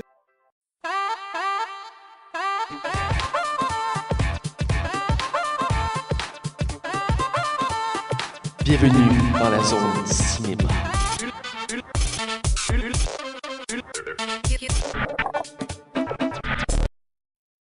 Alors, on est dans la zone cinéma et cette semaine, pour nous, c'est un sujet très brûlant. Ben, en fait, on n'adresse jamais ce genre de sujet-là au podcast. Je pense que la seule fois qu'on a dérivé, c'était pour parler de podcast pendant comme 15 minutes, tu sais. Mais généralement, on reste dans le milieu du cinéma. Mais là, on est dans le milieu du cinéma, mais pas totalement. Avec tous les scandales qu'on a actuellement sur le... Je sais pas si t'as vu passer le hashtag MeToo. Ouais. Qui est quand même... pour vrai, c'est une cause que je trouve belle en soi. Genre, pas le geste qui est beau, mais la solidarité, puis qu'on dénonce l'abus sexuel, l'attouchement sexuel. Parce que, tant qu'à moi, ça passe pas. Mais non. Puis c'est tout à fait normal qu'on le dénonce. Malgré que, tu sais, on regarde Eric Salvaire au début, j'ai quand même un peu de peine, sachant que le gars, c'était un gars qui a travaillé super fort pour se rendre au quai, puis là, en ce moment, il est en train de tout perdre, mais je ne justifie pas ses gestes. Non. S'il a commis ses actes pour vrai, c'est impardonnable, puis ça doit être dénoncé, puis on encourage fortement avec des cinévores de dénoncer. Et où que je voulais m'en aller avec ça, c'est qu'on a actuellement une tête de Turc assez populaire aux États-Unis, qui est quand même assez... c'est un téléroman, là. On va se dire ainsi, là. Monsieur C'est un swap. Ouais, c'est ça. Ben, monsieur Un Harvey... swap. Swap. C'est quoi un swap? Non, c'est quoi un swap? Tu sais, les feux de l'amour, là. Ouais. Ah, ok. Ah, un soap opera. Ah, un super pas, Ok, ouais. ouais. C'est le même principe, là. Full dramatique. Fait que... Ben, là, il y aura peut-être pas de bon punch à la fin, mais non. Fait que... C'est ça, je veux parler de monsieur Harvey Weinstein. Une idole pour toi, hein. Ah oui, je... je... Non, dis pas des affaires de même. Franchement. Mais non, mais sérieusement, c'est un homme qui a été vraiment dégueulasse envers beaucoup d'actrices et peut-être même d'acteurs. Ça, c'est encore confirmé. Puis qui a fait beaucoup d'abus. Même J.J. Abrams s'est déclaré en disant que cet homme-là est un monstre. Il a profité, dans le fond, de sa notoriété et son argent pour pouvoir avoir des des requêtes sexuelles. Et dans le fond, ce qui est complètement ignoble. Puis il y a des femmes qui ont eu malheureusement pas le choix de passer sous ses griffes pour pouvoir pour pouvoir avoir un rôle ou une carrière, littéralement. Je serais même curieux de voir combien d'actrices qui n'ont pas encore fait les premiers pas et qui ont des carrières actuellement. Je trouve que c'est vraiment actuellement très lourd. Hein. Au début, quand la nouvelle est sortie, je m'en foutais un peu. Puis là, ça a pris un poids quand même assez pesant. Là. Puis, c'est ça qui va être intéressant au Québec. Là, il y a sûrement des noms qui... Là, on parle d'Éric Salvaire, mais d'après moi, il y en a d'autres qui vont sortir. Là. Je pense que c'est peut-être même le début. Là. Fait que... Mais actuellement, je trouve ce qui est place. Pas que je trouve. Non, en fait, je veux mieux le prononcer. C'est que c'est à croire que dans le fond, aujourd'hui, ben, tu t'en sors pas nécessairement. Il n'y a pas d'évolution à ce niveau-là. C'est le même depuis que la nuit des temps. Puis ça devrait pas être ainsi. Les femmes méritent respect, les hommes aussi, parce c'est peut-être arrivé à moins d'hommes, là. Mais ça diminue pas l'ampleur de la douleur que certains ont pu vivre. Et pour moi, c'est un dégoût total. Puis on voit comme un côté caché qui est jamais, tu sais, qu'on voit jamais. Là. Ironiquement, je suis sûr qu'ils vont en faire un film. Là. Plus tard, là. Ouais, pas tout de suite, c'est pas le temps. Un Là. biopic sur Harvey Weinstein. Ouais, pas positif par exemple. Mais non, toi, c'est ton point de vue face à ça. Ben écoute, c'est sûr, ça me. Je trouve ça. Comment je faisais ça? C'est triste à entendre. Ouais. Quand t'entends une nouvelle comme ça, je veux pas ça vient te chercher dans le sens que tu dis. Voir que ça existe, tu sais. En même temps, d'un sens, je suis pas surpris. Dans le sens que. Quand t'as le pouvoir. Le sait tout, dans le fond. Ouais, c'est ça, on le sait tout. Puis tu sais, en même temps, quand t'as le pouvoir, l'argent, tu t'enfles la tête. Il y a du monde, je dis pas ça pour tout le monde, mais tu sais, ça arrive. C'est pas la première fois qu'on entend une histoire comme ça de quelqu'un qui s'enfle la tête puis a abusé de son pouvoir pour Bill Clinton. Donald Trump. Il y a tellement de cas, mais je veux dire, ça vient me chercher, puis je trouve ça dommage. Puis je suis content que les gens, Ça se dénonce. les victimes dénoncent ça et qu'ils partent un mouvement pour que tout le monde puisse s'exprimer parce que c'est difficile d'en parler, puis c'est difficile de se défendre là-dessus.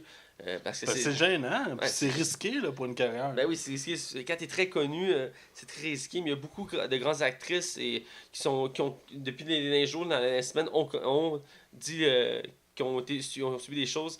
Et donc, quand t'as des gros noms comme ça, après les autres embarquent. C'est pour ça que ça prend de l'ampleur comme ça. Ça a pris un gros élément pour que les autres embarquent, puis ça arrête pas de gonfler. Là, Ouais, ben, ça a des répercussions partout. Là. J'avais comme entendu une anecdote que Brad Pitt avait lui aussi déjà vécu ça. Et sa femme de l'époque, Angelina Jolie, avait été victime de ça. Puis Brad Pitt avait littéralement défendu sa femme bec et ongle en disant tu ne la touches pas. Puis c'est faut défendre les personnes qui ont été touchées à ça. Il faut pas que ça reste sous silence. Là. Non, effectivement. Il faut en parler. On parle ça va être une répercussion directe de ça qui vient d'arriver. Mais là, lui, sa carrière, si on parle un peu de lui, sa carrière est finie, là, complètement finie. Là. Probablement. Ben, c'est drôle à dire parce que on aurait dit la même chose de Joël Legendre il n'y a pas longtemps. Pourtant, il revient à la TV. Ouais, mais là, c'est international. Là. Fait que j'ai l'impression que les impacts sont plus grosses parce que toute la planète le sait. Là. C'est Ouais. vraiment. Je trouve ça dommage parce qu'en même temps, Non, je veux pas défendre la personne, Là, moi. mais ce que je veux dire, c'est que tu dis toute la carrière d'une personne. Parce que, en tant que tel, je dis pas pour tout le monde, mais dans ce cas à lui, d'Éric Salvaille, il n'y a rien de confirmé, tu comprends? C'est des gens qui ont allégué des propos. Dans le sens que. Mais en même temps, une victime ne se déclare pas nécessairement victime par choix. Non plus, non, effectivement. Surtout qu'il y avait toujours eu des rumeurs par rapport à Eric Salvaille. Là, on dérape un peu, là, mais Eric Salvaille, il y avait eu des rumeurs en masse déjà auparavant. Ça faisait longtemps qu'on en entendait parler. Et c'est une grosse pointure. Puis le marché québécois est très difficile à percer. Mais Fait que. c'est un gros morceau qui tombe, là. Je veux dire, il y a beaucoup d'émissions parce qu'il y a sa propre position. Mais pour revenir au cas américain de Harvey, ça va vraiment tout. Ça a ébranlé le cinéma hollywoodien. Puis ça va changer, je pense, dans les prochaines semaines, mois, voire années, la façon de faire au cinéma. Tant mieux. Il est temps que ça bouge. Il y a Warner Bros. Pictures, entre autres, qui a envoyé un communiqué à la presse disant qu'ils revoyaient leur politique en matière d'agression et tout ça. Et aussi des nouvelles procédures pour éviter que ça arrive. C'est le premier studio à vraiment publier ça directement. Puis il va y en avoir d'autres, c'est sûr, certain. C'est un mouvement qui doit changer. C'est pas normal que ça arrive. C'est triste. Mais l'abus de pouvoir, tu vois, que ce soit en politique, au cinéma, que ce soit dans n'importe quoi. Et tu sais, des fois, c'est des professeurs sur des élèves. C'est une question d'autorité pour eux autres. Fait que tu le vois que il t'a une méprise totale de ça. Puis,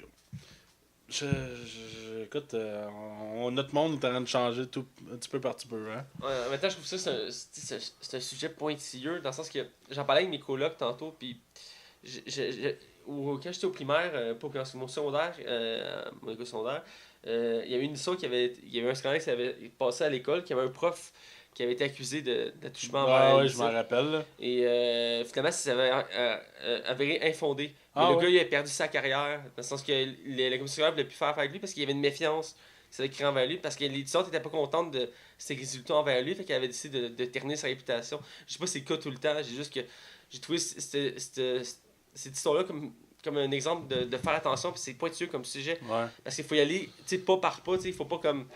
T'sais, pour AV, ça a l'air tellement terrible. Ben, je sais que c'est terrible dans le sens que il y a tellement de gens qui le pointent du doigt, c'est dur de dire que c'est pas arrivé. Tu sais, quand tu es rendu qu'il y a comme une cinquantaine de célébrités qui le pointent du doigt. Ben, c'est ça. Ah, Là, Eric Salvaille est rendu à peu près à il est rendu à 11 là. Fait que, ouais, c'est ça. Fait que, c'est quand même, c'est beaucoup quand même 11, on s'entend, mais reste que. une ou deux personnes, tu peux te douter. Ouais, là. c'est ça. Mais comme exemple, Bill Cosby. Lui, c'est encore pire, là. Il est drogué, là, mais. C'est-tu. Ah, c'est. En tout cas. C'est terrible. Bref, c'est terrible qu'on souhaite ça à personne de vivre d'être agressé. Écoute, on n'est pas les meilleurs dans la matière, mais si vous avez de quoi dénoncer. Ouais, il faut toujours dénoncer. Fait que c'est. Max est troublé. Il faut toujours dénoncer. Écoutez, c'est un sujet important que vous voulez parler. On peut pas l'éviter parce que c'est le sujet de la semaine dans l'univers du cinéma. Puis ouais, c'est. Ouais. Puis dites-nous vos commentaires sur notre page. On veut vous entendre, savoir votre opinion à ce sujet-là parce que c'est important d'en parler. Puis c'est sûr, dans les prochaines semaines, on va en reparler encore. Absolument. Ça va revenir, c'est certain. Alors, écoutez, on va s'aller vers une autre direction pour aller d'un côté plus joyeux. Ouais, un peu moins trash. Ouais, trash, c'est le mot que je cherchais en fait, moins trash. Donc, on va aller du côté de non-spoiler pour critiquer notre film de cette semaine qui est La Momie. Alors, sans plus attendre, on va de ce côté. Hey Matt, mais qu'est-ce que tu fais? Je suis en train de donner un don à notre Patreon. Mais c'est quoi Patreon? Patreon, c'est un moyen de collecter des dons pour aider notre podcast à s'améliorer. Mais comme quoi? Comme améliorer le son et même avoir un aspect visuel. Alors, je vous invite à aller donner un don à notre page Patreon. Le lien est sur notre page Facebook. Attention, vous rentrez dans la zone non-spoiler. Attention, vous rentrez dans la zone non-spoiler. Alors, du côté non-spoiler, cette semaine, on critique le film La Momie, un nouveau remake de la franchise. Nécessaire, effectivement. De La Momie, film culte des années 30, on l'a mentionné tantôt. Réalisé par Alex Kurtzman. Qu'on a oublié de faire sa fiche. Je vais passer aux acteurs en attendant que tu regardes ça. On a Tom Cruise comme acteur vedette qui reprend lui à bout de bras la franchise La Momie. Après Brendan Fraser. Brandon Ouais. Fraser. Fraser, merci. Répète-le avec moi. Brendan Ouais. Freezer. Ah, c'est bon. Parfait. Un acteur qu'on voit plus, moi je trouve dommage, parce que je l'aimais bien. Un acteur canadien, entre autres, qui avait fait une trilogie, quoique le dernier était considéré comme très mauvais. Mauvais. Alex Kurtzman, je suis allé vérifier vite. Wow, j'avais oublié de l'écrire. Ouais. Il a réalisé seulement un autre film dans toute sa carrière. C'est People Like Us avec Chris Pine. Ça me dit absolument rien. Là, mais... J'ai vu qu'il avait fait autre chose que réalisé. Non, il a juste réalisé ça. Ah, ok. C'est ce qu'il a réalisé. Il a réalisé que 2 films. Ok. Ok. Bon. D'accord. Et c'est un Yes Man, si on peut dire, dans le sens. Ben, peut-être c'est le début de sa carrière, mais ça regarde pour un Yes Man, là. Ouais, ça regarde pour un Yes Man. Donc, comme je disais, Tom Cruise qui reprend le flambeau après Brandon. Et après l'excellent premier Mommy, qui est un classique. Et honnêtement, je l'ai jamais vu vraiment. J'ai vu des extraits. Du premier ou... Ouais, l'original, là, je sais même pas de quoi quel film a l'air. Moi, j'ai vu des extraits. Ben, c'est d'époque, mais ça reste. C'est épeurant. On a Annabelle Wallis. Qui joue la blonde là-dedans. Qui fait la archéologue spécialiste des momies égyptiennes. Et la nounoune de service, par la même occasion.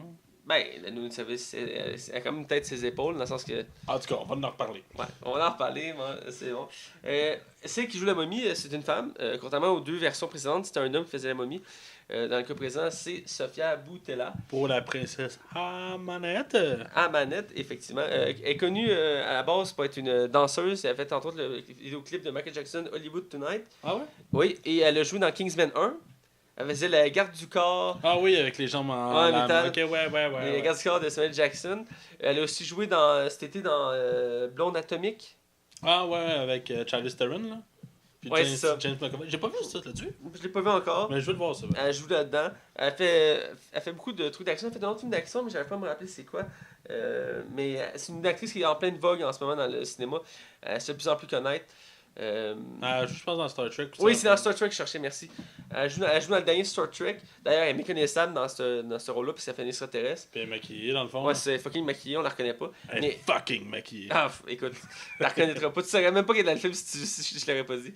Et donc, je trouve que c'est une actrice que je trouve qu'elle a un fort potentiel. Je l'avais trouvé intéressante dans Kingsman. Et dans Star Trek, je trouvais qu'elle avait un bon potentiel. Elle a un bon potentiel pour faire une actrice d'action. Parce qu'elle n'a pas peur de faire des scènes d'action, tout ça.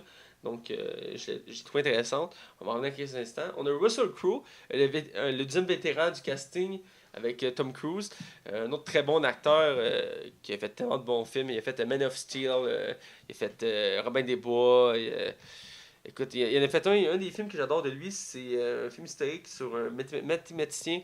Il est un prof de mathématiques à l'université, puis il hallucine, il y a des problèmes de... Ah, c'est-tu un homme d'exception? Ouais, c'est un homme d'exception. Ça fait longtemps, j'ai pas vu ça. Ah, écoute, ça... je réécoute ça. Ça, je me rappelle, mes parents l'avaient loué quand j'étais petit, puis... Ça t'avait marqué, là? Ah, ça m'a marqué, c'était un bon film, parce qu'il hallucine, il voit du monde, puis il leur parle, puis c'est bien fait, là, c'est un bon film. Et on a Jack Johnson qui fait le meilleur ami à Tom Cruise dans le film. Le personnage qui est le plus apprécié, je crois, du film. C'est pas lui que j'ai le plus haï, là, on va te dire, là. Okay. Toi, oui? Non, mais je pensais que c'est lui que t'as le plus haï. Non. Ok, d'accord. C'est distribué par Universal Pictures. C'est produit par Dark Universe Project. Ouais. Dans le fond, pourquoi c'est produit par eux? C'est dans le fond, eux veulent créer un univers autour des personnages du Dark Universe, incluant la momie, l'homme invisible, Dracula, Loup-garou, Frankenstein. Donc, tu sais, l'homme des marais. Ouais, c'est ça. C'est vrai, c'est lui. On le voit en plus. Ben, on voit sa main là, dans le film. Là. Ouais. Donc, il y a plein de petites références qu'on va reparler tantôt dans le film. Donc, c'est le premier. Aussi, Dr. Jekyll, Mr. Hyde, qu'on voit dans le film, qu'on va reparler. Anecdote, t'en as une intéressante à dire, je crois. Dans le fond, c'est pas vraiment une anecdote, mais à la base, le film, comme on le connaît, est comme un film entre un mix de Mission Impossible et de surnaturel. Mais à la base, ça se voulait comme des films d'horreur. Ouais, parce qu'à l'origine, c'est horreur. C'est ça. Ils voulaient continuer sur ça pour faire un univers vraiment horreur pour se différencier de la concurrence. Finalement, c'est tombé un film d'action, là, faut croire. Là. Je sais pas ce qui s'est passé entre-temps, mais c'était censé être des films d'horreur à la base. Ça arrive souvent avec des œuvres d'horreur dans les années qui en font des films d'action, finalement, autant dans les films que dans les jeux vidéo. Je trouve ça dommage parce qu'il y a des bonnes œuvres d'horreur qui... Ça manque, là. Ils commencent à avoir des affaires intéressantes. Là. Ouais, voilà. Pour continuer, on va être dans les notes. C'est assez bas quand même. C'est très bas, même. Même très bas. Je voulais pas trop dramatiser, mais effectivement. C'est tellement beau! Rotten Tomatoes. Ça va aller, je sais que tu l'attendais avec impatience, ce film-là. Pour vrai, oui, hein. J'en parlais souvent, je disais, Chris, ça va être bon, ça. Je te dis, ça va être bon. Moi aussi, j'avais hâte de le voir, mais quand on a vu le premier critique, ça nous a refroidi. Ça, les bandes annonces, là. C'est très. Mais elle était vraiment bien réalisée, la bande annonce. Tu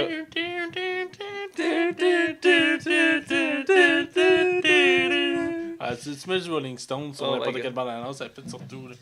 Il a pas fait un truc de genre aussi pour Suicide Squad? Ah non, c'était du Queen. Ouais, c'était cool, mais Chris, ça rendait la bande annonce tellement écœurante. Ah oui, c'était Finalement, malade. quand ils mettent la tune dans le film, ça fait pas en tout. En tout cas, Elle était juste au montage, ça paraît.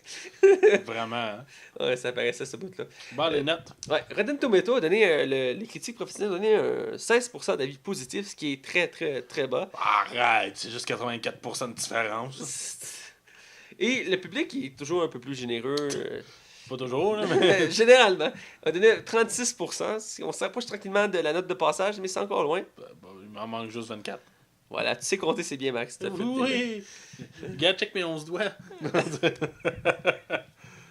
Oh my god. Bref, Metacritic est toujours un peu plus critique. Dans ce cas-ci, ben, on voit que la note est un peu plus... Moins drastique, là. moins drastique, voilà. Donc, 34% d'avis positifs, ce qui est légèrement mieux.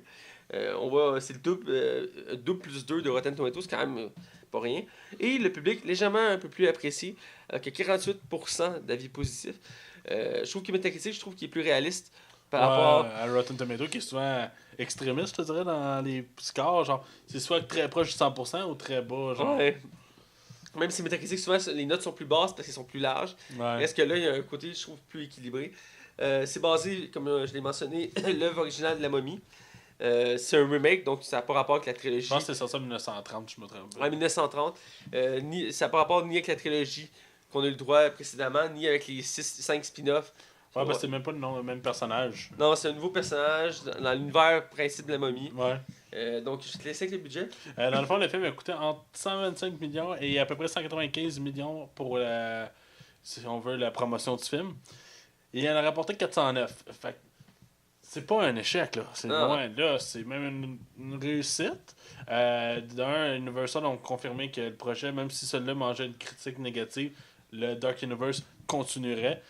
Il a rentabilisé, mais je pense que si le film aurait eu des bonnes critiques, il aurait été encore plus haut que ça. Là. Probablement, mais il était très attendu. Donc, des fois, le monde sous-estime le bouche à oreille. Ouais. Tu sais, je me rappelle, Batman v Superman était parti vraiment comme en tête de lion, puis il y a tellement eu de bouche à oreille négatif que le film il a droppé ultra rapidement. Là. C'était assez phénoménal, je m'en rappelle encore. C'est du jamais vu, je trouve. Faire un petit résumé rapide du film, dans le fond, on suit Tom Cruise qui fait un soldat de l'armée américaine. Un voleur plus, là. Ben, son hobby, c'est qu'il vole les antiquités pour les revendre quand il revient au pays. Mais à la base, c'est un soldat. Ouais, il est en mission, je pense que c'est en Irak, si je me rappelle bien. Et avec son meilleur ami qui est joué par Jack Johnson. Ouais, qui s'appelle Chris, dans le fond. Là. Le film commence qu'il a volé une carte qui donne l'indication d'un tombeau en plein milieu de l'Irak. Donc, ils vont déterrer le tombeau et va s'en suivre, la momie va se réveiller. Et là, ben, comme les classiques de l'univers de la momie, ben, ils vont tout faire pour empêcher la momie de tout péter autour d'elle. Ben, en même temps, oui, puis non, il n'y a pas juste ça. Parce que, dans le fond, Tom Cruise se ramasse avec une malédiction. Ouais. Et la malédiction va lui donner tu fais la retorte de son aventure. Et c'est ce qui va causer le conflit entre la momie et Tom Cruise, en fait. Voilà, je vais pas trop en détailler, mais oui, effectivement. Ben, c'est le synopsis du film. Là. Ouais, c'est très bien détaillé. Donc, ça, c'est pour le résumé du film. On va aller du côté des acteurs. Je vais te laisser commencer avec Tom Cruise. Ah, j'aime beaucoup Tom Cruise. Je sais, t'as un poster de lui dans ta chambre. Ouais, je sais, puis il est en bedaine. Top Gun! C'est genre, j'ai même pas un poster. Mais en tout cas, bref, non, c'est ça, Tom Cruise. C'est un acteur que j'aime vraiment beaucoup. Écoute, dans l'émission Possible, je trouve qu'il est super bon. Puis j'avais même aimé plusieurs de ses œuvres. Même, là, il y a son film, il est comme un cambrioleur un avion. C'est comme un pilote d'avion. Mais... Oui, c'est un film basé sur l'histoire vraie. Ouais. Il était le pilote d'avion qui travaille pour Pablo Escobar. Ouais, puis c'est ça, ça a l'air vraiment bien comme film. Je l'ai pas vu encore. Puis Tom Cruise, il y en a qui le considèrent plus comme un cascadeur qu'un acteur. Moi, je suis pas d'accord, là, mais non, il y a tout est relatif. Mais là-dedans, j'ai tellement l'impression qu'il se demande tout le long, mais qu'est-ce que je fais là? C'est le pays, les 30 premières minutes, je me suis dit, ah, ok, ça risque d'être bon, mais après ça, là, Tom Cruise, La scène de l'avion, hein. ouais, après la scène d'avion, Ouais, après la scène d'avion, ouais. ça dérape totalement. Et Tom Cruise, je pense, il perd ultra en crédibilité. Son personnage devient un épais, littéralement. Il devient épais, là. En tout cas, bref, Tom Cruise, pour une fois, tu me déçois. Écoute, moi aussi, c'est un acteur que j'aime beaucoup. J'ai été bercé par l'enfance dans tous ces films d'action avec ses cascades folles, la Mission Ouais. Impossible, Puis et tout ça. même quand il y a eu ça dérape, moi, j'étais déçu. Ça dérape. Ben voyons, t'étais où, Non, quand il a je sauté sais. sur le sofa de Oprah Winfrey, puis on l'a pas eu au Je cinéma. pensais que tu parlais qu'il y avait un accident. Non. Excuse-moi, j'avais pas fait le Je lien. parle de dérape de sa Oui, carrière. oui. Ça, oui, j'étais là, oui, je m'en rappelle, oui. Oui, effectivement, il y a un bout qui était plus là et. C'était dommage. Ça fait quelques années qu'il revient sur le premier plan. Là, Ouais, ben là, il est pas plus revenu. Ouais, il est pas peu revenu. Reste que c'est un très bon acteur que j'aime beaucoup. J'adore voir ses films d'action. Il est vraiment doué là-dedans. Là-dedans, je l'ai trouvé plus ou moins moyen. Toi Je aussi, hein? je C'est après m'attendais- l'avion. Je m'attendais à mieux. Ouais. Je m'attendais à mieux. Mais reste que le film part. Il donnait le ton. J'avais l'impression de voir le Tom Cruise que je connais. Ouais. Toujours le même genre de personnage. Tu sais, le baveux douchebag qui est sûr de lui. Ça partait bien, mais on voit que ça déraille à force du film. T'as l'impression qu'il regrette, hein? C'est fou, pareil, de voir ça dans la face d'un acteur qui est censé être un acteur, là. À certains moments, on a l'impression qu'il regrette, mais à la fin, j'ai comme l'impression qu'il a repris le contrôle de son personnage, dans le sens que son personnage va être la base de l'univers, tu comprends? Donc, j'ai comme l'impression qu'à la fin, parce que j'avais l'impression que il y avait une évolution qui s'est faite, mais c'est peut-être juste mon impression à moi. Reste que Tom Cruise, je l'ai trouvé moyen en ce film-là. Je m'attendais à mieux. On va y aller avec l'actrice principale, Annabelle Wallis. Qu'est-ce qu'on a pensé? C'est le pire personnage du film. Ah oui, à ce point. Ah, j'ai pas aimé son personnage. C'est juste la belle fille de service. Elle est complètement stupide. Le personnage est mal écrit, mal joué. Je sais pas que l'actrice est une mauvaise actrice en général, mais là-dedans, c'est épouvantable. Elle est tellement une femme faible. Elle a tout le temps besoin de Nick, là, qui est Tom Cruise. C'est ça, sans arrêt. Elle se fait caler dans l'eau, elle se fait tuer. On a failli spoiler. Mais il arrive plein d'affaires qui fait qu'elle est tout le temps dans la mort, puis elle a tout le temps besoin de lui. Elle n'est pas débrouillarde pour 2 scènes dans le film. C'est vraiment un personnage qui est absolument mal écrit. Ça descend la qualité du film drastiquement, ce personnage-là. Et en tout cas, on en reparlera dans la section spoilers, là, mais. Ben écoute, j'ai pas trouvé. Ben, le personnage donne l'impression au début du film d'être un personnage avec une tête forte, avec une intelligence. Ben, c'est ça qu'il essaie de te faire croire. Au début du film, il y a quand même une bonne partie du film, mais il reste que oui, effectivement, elle joue la blonde de service. Rapidement dans le film, on sent que c'est ça. Au début, on croit le contraire, mais j'ai pas trouvé qu'elle était si gossante que ça. Ben, quand elle affronte Nick au début du film, là, c'est pas un spoiler, Ouais. ça, après le tombeau, tu te dis, ok, cette fille-là, elle va mettre ses couilles, elle va être intéressante. En tout cas, c'est pas ça que j'ai vu, moi, en tout cas. Ouais. J'ai senti que le personnage avait. Mais c'est comme comme tout le film en entier. Il y a une partie du film qui a été mal travaillée. Toute la partie après l'avion. On sent que ce personnage en a subi aussi. Reste que je la trouve correcte, tu sais. Autant parce qu'elle avait une tête forte au début du film, autant que. J'ai pas l'impression que c'est juste une blonde classique qui est habituelle, dans le sens que qui fait juste la blonde de service. Elle a quand même un rôle dans le film qui a un certain impact. Donc j'y donne ça. Mais je veux pas autant que toi. Je pense que là-dessus, on va être un peu plus nuancé. Comme d'hab. On va avec la momie, qui est la méchante du film. Ouais. Jouée par Sofia Boutella. Quelle est ton impression de cette version de momie? Je l'ai pas détesté personnellement, j'aimais ça, je trouvais ça intéressant d'en amener côté plus féminin dans cet univers-là de monstres masculins, hein, on va se le dire. Non, pour vrai, même son maquillage, il était carré. Ah, c'est débile. Ben, ça a l'air d'être un costume qu'elle met, puis après ça, comme il maquille dessus, ou je sais pas comment que ça a été fait, là, mais son costume il est vraiment cool, puis pour vrai, je l'ai trouvé bonne. Moi, je trouvais qu'elle avait une présence quand même intéressante. Dégageait de quoi, puis sinon, je peux pas te dire qu'on lui donne un Oscar, là, je suis pas rendu là, mais pour vrai, je la vois pas comme le maillon faible. La méchante du film n'est pas le maillon faible du film. Écoute, j'ai trouvé qu'elle était bonne. Comme je dis, c'est une actrice que je trouve qui est en pleine montée. Là-dedans, j'ai trouvé intéressante une nouvelle version de la momie. Ouais. On n'était pas habitué, c'est une version féminine. Non, c'était cool. C'était vraiment surprenant et intéressant. Je dirais par contre qu'il est quand même assez effacé. Ouais, ça, ouais. Parce que oui, son histoire est intégrée au début du film, mais après le reste, il est totalement décousu. On a juste l'impression qu'il n'y a pas de personnalité, qu'il est juste là genre pour tout tuer. Je veux dire, T'as raison. dans les autres momies, Ben, mettons, si on prend la trilogie précédente, chaque premier avait une histoire, oui, mais dans le film en tant que tel, quand elle se battait, elle avait un objectif clair, puis aussi, on voyait ses pensées. Ouais, là, c'est pas trop clair. Là, ça, C'est pas clair, puis on n'est pas dans ses pensées, je veux dire, à part les moments qu'elle côtoie Nick, puis elle essaie de le corrompre. À part ça, on voit pas vraiment. Elle tue du monde, elle embrasse. Parce que c'est pas un spoiler, mais la façon qu'elle se régénère, c'est qu'elle embrasse Il y a les hommes. les hommes, voilà. Et elle vole leur énergie vitale, parce que je avec ça. Ok. Dans le sens original, mais en même temps, je trouvais ça. Tu sais, j'étais pas surpris de voir ça. Tu sais, dans le sens que, on met une femme momie, faut trouver un moyen pour qu'elle se régénère. Tu sais, ce serait trop gore de faire comme elle pogne le gars, puis elle fait juste l'aspirer ou lui transpercer le corps. On fait quelque chose qui fait plus féminin avant d'embrasser le gars, tu sais. Ouais, bon, c'est moyennement justifiable, là. Ben, c'est quelque chose qui me chiquettait un peu du film. Mais il reste en ensemble, j'ai beaucoup apprécié sa performance. C'est le genre d'actrice qui est capable de faire plusieurs rôles différents, elle est très polyvalente. Là-dedans, elle est convaincante quand même en Nomi, sauf le fait que son personnage, oui, c'est la méchante, mais en même temps, on voit qu'elle est comme secondaire dans le sens qu'elle est très effacée. Donc, c'est ça. On finit avec Russell Crowe, pour pas trop étaler, dans le fond. Vas-y en premier. Russell Crowe, c'est une surprise pour moi dans le film. Ah ouais? Je savais pas j'avais pas regardé c'est quoi le nom de son personnage avant d'écouter le film. Tu vas pouvoir m'expliquer un peu. Oui, il fait Dr. Jekyll et Mr. Hyde, parce que c'est une double personnalité. Dans le fond, moi, je savais pas, c'est dans la scène qui introduit le personnage, puis qui se présente. Du coup, j'étais comme, j'ai-tu vraiment son nom? Puis j'étais pas sûr, puis j'ai resté bugué. Puis il parle. Puis d'emmener, il scanne sa main pour ouvrir une porte, puis tu vois son nom. Puis là, je fais, hein? Il est déjà introduit dans le film? Je suis comme, hein? Mais c'est qui?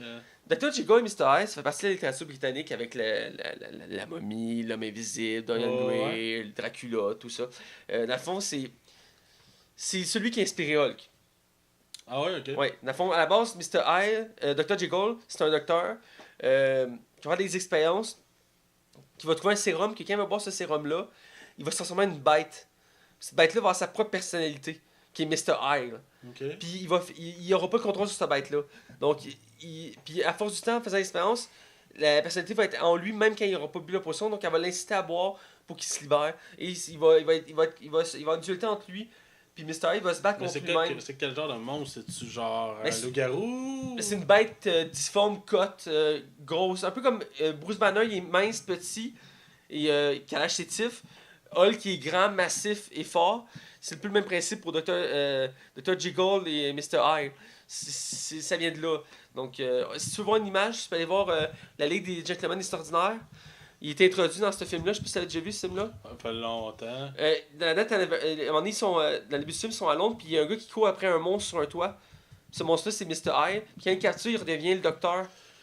Puis, dans le fond, c'est vraiment emblématique. C'est. Là, on check l'image, mais c'est lui ici à gauche. Là. En forme normale. Puis, si tu écris Mr. Hyde, tu vas peut-être l'avoir en transformé, mais ça, c'est le Dr. Jekyll. Ok. En tout cas, continue. Ah, regarde, tu vois. Ça, c'est la bande dessinée. Là. Ah ben, excusez-moi, on fait une recherche en plein. J'ai juste pu montrer à quoi il a l'air, mais c'est ça qui a inspiré Hulk, là. C'est pour donner une idée. Là. Et je m'attendais pas à le voir dans le film, mais j'ai été surpris de sa performance, puis j'ai aimé sa performance. J'ai été juste un peu déçu de la manière que son personnage est adapté, dans le sens que je m'attendais pas à un qu'il soit là, deux, comment il est introduit, mais aussi quand il se transforme, comment il se transforme, j'ai été un peu déçu de sa transformation. Je sais pas si ça va être retravaillé, mais reste que pour ça, c'était assez moyen, je trouve. Mais reste que j'ai beaucoup aimé ça. Ben, il est pas final. Là, je pense pas qu'il est final, mais c'est un personnage que j'aime beaucoup de la littérature, je l'aime beaucoup. J'étais content de le voir, puis je savais que était dans l'univers, mais j'avais pas fait le lien que c'était cet acteur-là qui le faisait. Là, je me demande, ils vont aller où avec la Dark Universe? Ça va être quoi? Ben, c'est que, ce que j'ai compris, c'est qu'il va y avoir un monstre tellement dangereux qu'ils vont être obligés d'unir les autres monstres ensemble pour l'affronter. Donc, il va y avoir un ennemi commun. Les ennemis vont avoir un ennemi commun, tu comprends? Ouais, mais c'est tous des méchants. Ouais, mais c'est comme plus Suicide Squad. You know? Tu Ok. forces les méchants à s'unir ensemble contre un autre méchant. Ok, ben, en tout cas. Ok. Je pense que ça va être de même. Parce qu'avec tous les autres qu'on a annoncé, Frankenstein, Dracula, l'homme invisible, l'homme des marais, ça ressemble à ça. Là. Il y en a une grande gang, là, dont Johnny Depp qui va faire l'homme invisible. Mhm. Ça va être intéressant. Bref, c'est ma surprise du film. Toi, qu'est-ce que ça a pensé? Waf! Waf comme un chien? Comme un chien. Non, pour vrai, gros, il surjoue, ça n'a pas de crise de sang. À vous! Ben, Comment tu peux pas penser ça? Le gars, Au début, je l'ai pas trouvé convaincant, mais à la fin... Ah, moi, je trouve que ça empirait. Je trouve que son plan de base, c'est de la merde. Je parle pas de son plan en tant que tel, mais ouais, son plan... ouais. C'est vraiment boiteux. Ben, là. son plan, c'est... En fait, c'est logique. Dans le fond, il veut capturer tous les monstres avant qu'ils foutent la merde. Ouais, mais il y en a un, tu sais. Détail! Ouais, Il mais... sait se contrôler, lui. Ouais, mais même encore, non, pour vrai, j'ai l'impression c'est le Nick Fury, genre, de cet univers-là.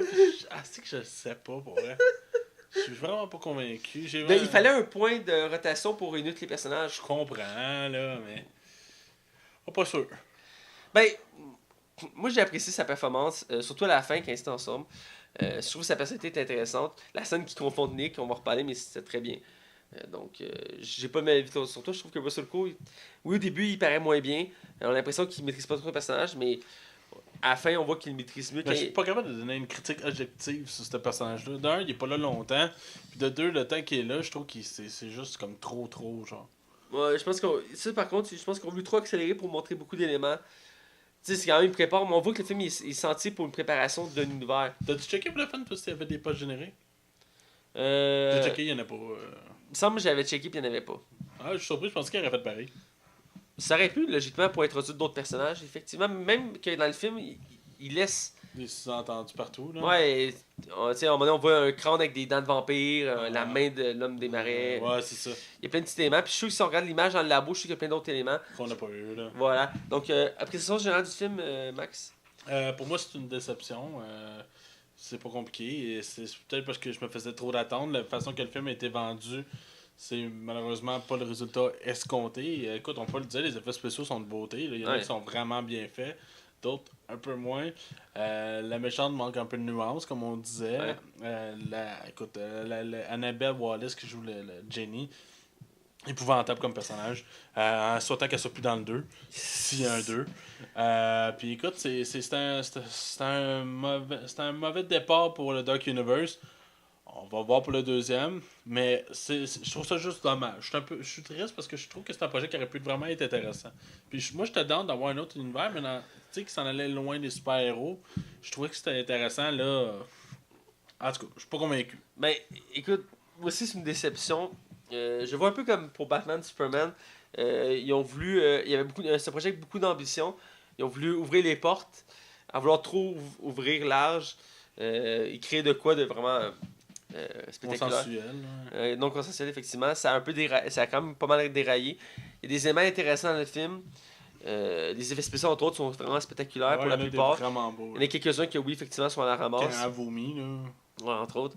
Reste qu'ensemble, ça. Tu sais, comme on le dit, le tiers du film au début marchait. Oh ouais, absolument. Là, il y a un bon départ. Là. Puis la scène de l'avion, on va reparler rapidement dans le coup de spoiler. C'est là que ça déraille, puis on le sent. Mais la scène de l'avion est bonne. Elle est Ouais. très bonne. Ouais, la scène de l'avion je est me bonne. rappelle, je l'ai écouté, puis j'avais le souffle coupé là, pour vrai. Là. C'est spectaculaire. Puis c'est des scènes dignes des films de Mission Impossible un peu. Je reconnaissais le genre. Ouais. C'est tout ça le problème.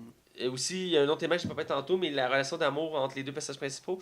Qui est fake, là. Ben, on sent que c'est poussé, pas poussé, mais dans le fond, c'est forcé. Ouais.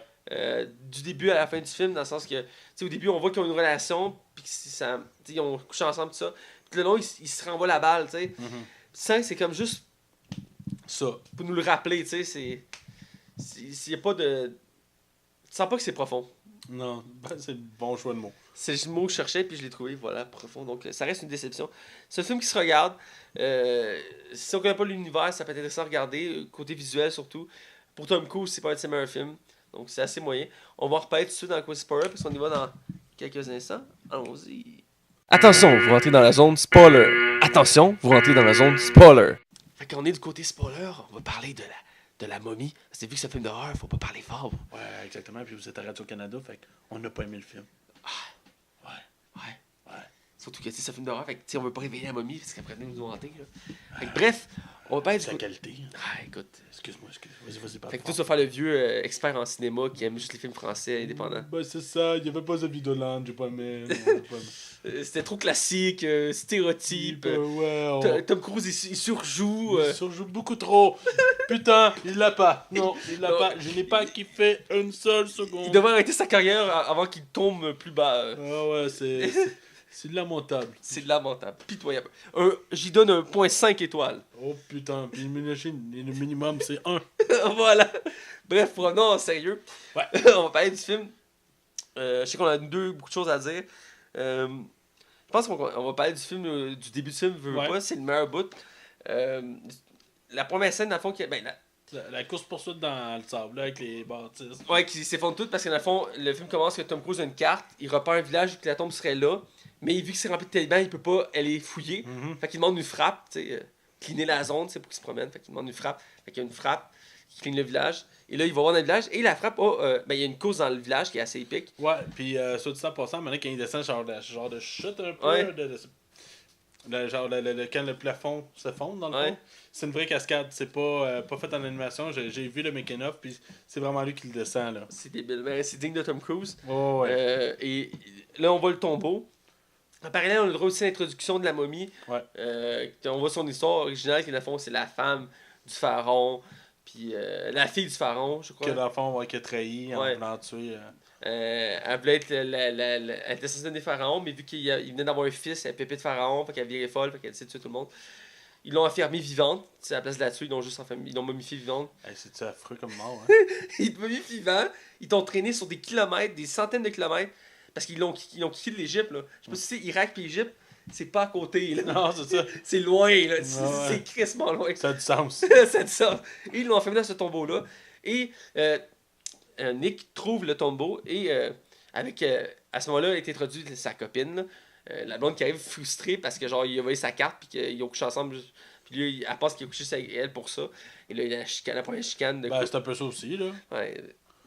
En fait, là, tout le long du film, il était sous-entendu que Nick aime elle, puis elle Ben, à la aime lui. fin, c'est clair, là. Ouais, Ouais, parce qu'il fallait une histoire d'amour, absolument. absolument. Et le tombeau, j'ai trouvé ça spectaculaire, la façon que c'est fait. Je trouvais ça. Ça partait bien le film, là. C'est, je veux dire, t'as comme un bassin avec du mercure, puis t'as comme quatre statues. Puis c'est comme tout pété, tout sale. Vraiment. Ah, c'est beau, ça, en plus. Je m'attendais, tu sais, c'est comme les tombeaux de la momie, comme je me rappelle dans le premier momie avec Brandon, quand il va dans le premier tombeau, tu vois, c'est sombre, c'est sale, tout est brisé.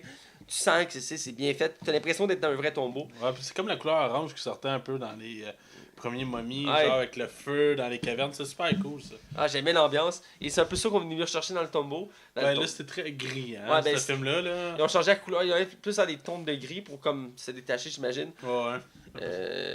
Même si le troisième, la momie, voulait faire ça aussi en allant dans l'Asie à la place de rester dans l'Égypte. Mais bon. C'était une bonne idée. Hey! Une momie faite par Jet Li, c'est épique, ok? Ouais, ouais. Mais reste que l'histoire n'a aucun sens. Bon, je parle beaucoup, mais toi, parle-moi de. Ben, un peu, début. je vais continuer un peu avec toi. Après ça, dans le fond, quand ils vont. C'est intéressant la façon qu'ils vont ils descendent pour aller chercher la momie. C'était intéressant aussi de voir Tom Cruise faire quand même un personnage différent de ce qu'on a pu voir. Le gars, genre ça de lui-même. Là, c'est juste un.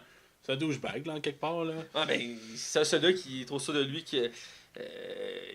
son passe-temps, c'est de voler des reliques pour les revendre. Là. Ouais, c'est ça. Mais son chum Chris, que j'aime comme acteur de base, Ouais. je me disais, avec un duo avec ces deux-là, ça va être intéressant, probablement. Finalement, ils vont dans l'avion puis ils tuent le personnage. C'est ok, bon. Ouais, mais la scène de l'avion qui est Ouais, c'est ça, parce que dans le spectaculaire, fond, là, la malédiction s'acharne sur Nick. Et dans le fond, l'avion va se faire attaquer par des oiseaux. Dans le fond, il va rentrer dans un nid d'oiseaux. Genre, même pas un nid dans un arbre. Là. C'est des oiseaux qui arrivent directement dans l'avion. Et qui va faire crasher l'avion. Puis écoute, c'est un suspense sans arrêt. Là. C'est hallucinant comme scène. Pour moi, c'est une très bonne scène. Là. c'est fou. On a l'impression dans cette scène-là que le film peut nous choquer, de nous chercher. Tu sais, il est censé avoir un côté, il est censé être horreur. Fait que de cette scène-là, on a peur. On est comme fuck, les personnages vont crever. C'est un peu ça qui arrive dans le sens que on pense que pendant un court laps de temps, Nick est mort. Et finalement, non, il se réveille dans la morgue. Ouais, c'est spécial. Là. Quand Nick se relève, ce qui m'a dérangé de cette scène-là, quand Nick se réveille, ils sont tous comme oh, t'es pas mort? Tu sais, ils comprennent pas, mais c'est l'espace de 5 secondes. Il y a personne qui est comme il a survécu, il était mort là. Il y a personne qui remet en question le fait qu'il était mort, là. C'est vrai que ça, c'est laissé Il très... s'est expédié, là, rapidement. Là.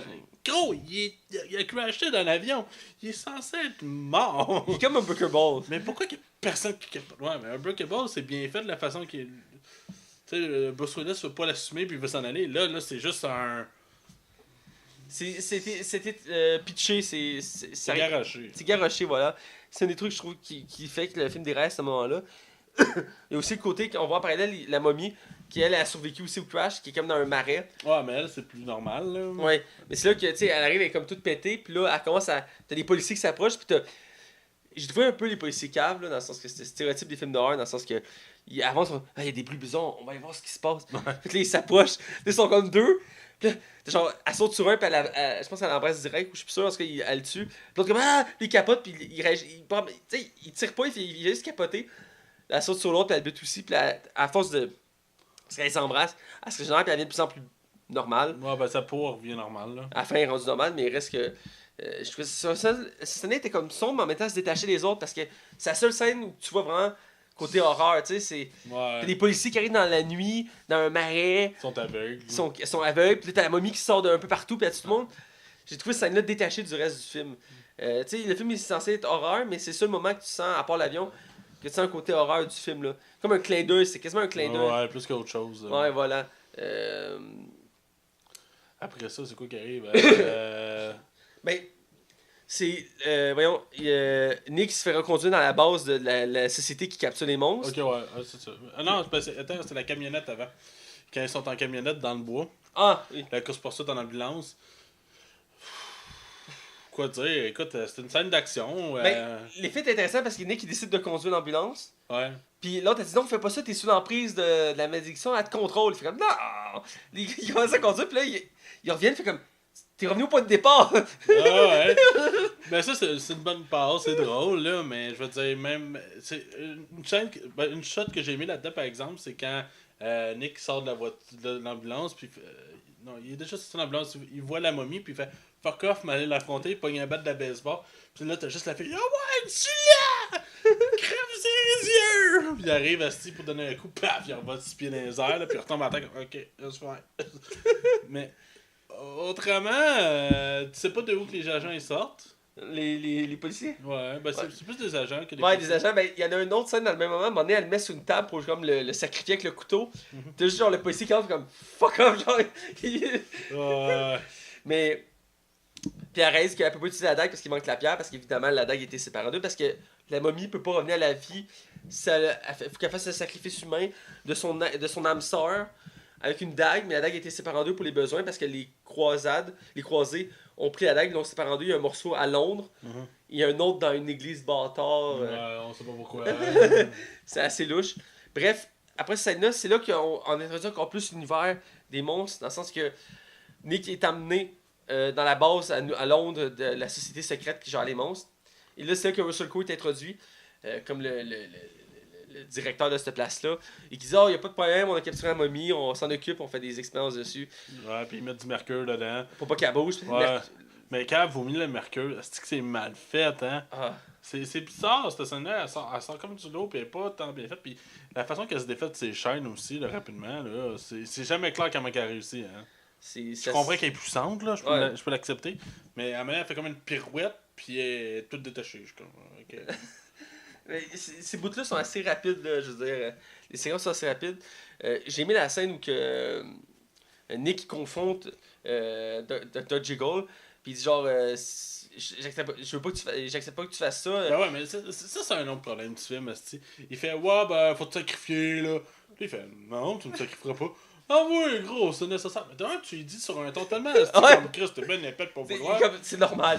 Max, il faut te sacrifier. Puis moi, étant le personnage, là, étant lui, je ferais, hey, je décalisse, hey, je m'en vais. Mais non, il reste, esti. C'est pour vrai, le gars, il est en train de carrément dire en plein les yeux, je vais te tuer. Puis il fait, ok. Ben, il commence à se pogner, puis genre. Ben ouais, il est pas d'accord. Ben j'espère que t'es pas d'accord. Le ton monte, puis c'est là que j'ai été vraiment surpris. C'est là que j'ai réalisé le personnage de Russell Crowe, parce que là, il pogne une heure, puis il est comme. comme tu comprends pas, là. Il fait comme. Tu penses que c'est la seule monstre qui existe, là. Il y a pas quelque chose dans l'univers. Puis il commence genre à gonfler, puis il commence à devenir sombre, puis ses yeux viennent rouges, puis ses mains shape, puis il commence à le grabber, puis il pousse au mur, puis là, t'es comme, what? Ouais, c'est pas full ben fait. Puis il shake, puis tu vois qu'il est comme. J'ai comme l'impression que c'est pas totalement transformé parce qu'il shake tout le long. Non, d'après moi, il est pas sa transformation totale. Là. Parce que, puis à un moment donné, il met sa main sur le scan, puis tu vois, puis ça, c'est une petite clin d'œil intéressant. Au début, quand il scanne sa main, ça dit Dr. Jekyll. Quand il est comme en train de se transformer, puis il tape sa main sur la porte parce que Nick il réussit à s'enfuir, c'est écrit Mr. Hyde. Ouais, puis là, ils veulent pas il dit dans le film que la raison pourquoi que ça s'ouvre pas, c'est parce qu'il l'a souhaité. Ouais. Là, t'sais. Parce qu'il dit qu'il sait se contrôler, mais il faut qu'il laisse le temps pour qu'il se contrôle. Puis c'est pour ça qu'il y a comme une seringue. Mais moi, je comprends pas pourquoi le gars travaille pour lui. Finalement, la blonde, en plus, après ça, elle essaie de tout pour aider Nick pour... Ben, elle réalise que, la fond, sa gang, ils sont plus ou moins mauvais. Ouais, et hein, ça... Elle se doutait de rien. Elle est comme... Hein, pour vrai? Ah, si, je l'aime pas comme personnage, je suis épouvantable. Puis, là, il décide de tout faire pour arrêter la momie. Puis c'est là qu'il y a des grosses scènes spectaculaires parce que là, à Londres, t'as comme une inondation. Ouais, ben, c'est ça, c'est bizarre comment que tout arrive. Tu sais, dans le fond, la mamie, elle se réussit à se libérer. Tom Cruise puis l'autre s'enfuit. Puis là, c'est là qu'elle décide d'envahir Londres parce qu'elle pouvait pas avant. Fait que là, ça amène, genre, en plus, l'effet de la face de la momie dans les nuages. Les nuages. C'est forcé, ça. C'est ce que je parle ou je te vois chercher? Ouais, non, ben, je me rappelle flou, mais oui, je me rappelle. Mais je me rappelle qu'il y avait. Ben, tu vois l'ombre de loin, puis tu vois un visage dans l'ombre. Ah, oui, oui. Ben, je me rappelle de ce moment-là qu'il y avait beaucoup trop d'effets spéciaux condensés. Là. Ouais. Il a comme tout mis ça à ce moment-là. Là. Après ça va comme des égouts. Ben, c'est là qu'il y a la tombe que l'autre morceau. Ouais. Puis c'est là que le combat final. Ouais, mais tu sais, ils se rendent dans une place que je suis même pas capable de te décrire. C'est comme des égouts, mais c'est dans les Ils sont dans les égouts de Londres. Ouais, c'est comme des ruines. Puis dans les égouts, ils ont trouvé des ruines d'un tombeau de croisés. Ouais, ok. Puis on voit au début du film, c'est. J'imagine qu'il y a peut-être une raison. Là. Ben, le film commence avec ça parce que la compagnie, la société secrète font des recherches. Mais en fait, non, le gouvernement fait des rénovations dans les égouts et ils font un trou. Et dans ce trou-là, ils tombent sur un tombeau qui n'a jamais été découvert. Et là, la société arrive parce que t'as des agents genre style Men in Black qui font comme emmenez-vous-en, c'est nous qui s'occupent de ça. Et là, t'apprends plus tard que dans le fond, dans ce tombeau-là, ils ont découvert où était la momie. C'est pour ça que la fille était en Irak. Ok, c'est le bout qui me manquait. Ça. Ouais, ça. C'est de ce tombeau-là qui explique pourquoi la momie, il savait était où. Parce qu'il y avait une inscription qui disait à tel endroit vous avez trouvé la momie. Ouais, ok. Sinon, ben, j'ai trouvé ça quand même au-dessus de tuer la fille. Ouais, c'est. La personnage féminine, là. Peut-être parce qu'elle était gossante, là. Mais après ça, quand il se rentre l'épée dans la dague, dans le fond, dans le ventre. Ben, j'ai trouvé ça surprenant, pareil, dans quelque part, je m'y attendais pas. Elle répète à plusieurs reprises, elle dit si tu te sacrifies, tu vas devenir un dieu. Ouais. Tu seras plus un mortel, tu vas être au-delà de tout ça. Puis tu vas pouvoir tout faire, tu vas avoir le contrôle sur la mort. Je pensais mort. qu'il l'aurait pas fait, mais finalement. Ben, moi aussi, le long, puis là, à la fin, quand la fille meurt, puis il est comme en état critique, puis il se poignarde lui-même, parce qu'en tant que tel, il faut que ce soit elle qui le poignarde. Il se poignarde lui-même, puis là, c'est un peu spécial cette scène-là, parce qu'il vient comme. Ben, il devient la momie. Ben, c'est pas la. Il vient pas de momie, il vient comme. Je sais pas quoi, c'est quoi d'abord? Ben, c'est que la dague libère l'esprit de Seth, qui est le dieu des enfers, qui est censé prendre le contrôle de son corps et donnant ses pouvoirs. Donc, dans le sens qu'il devient un dieu, techniquement parlant. Parce qu'il a ressuscité la fille. Ouais.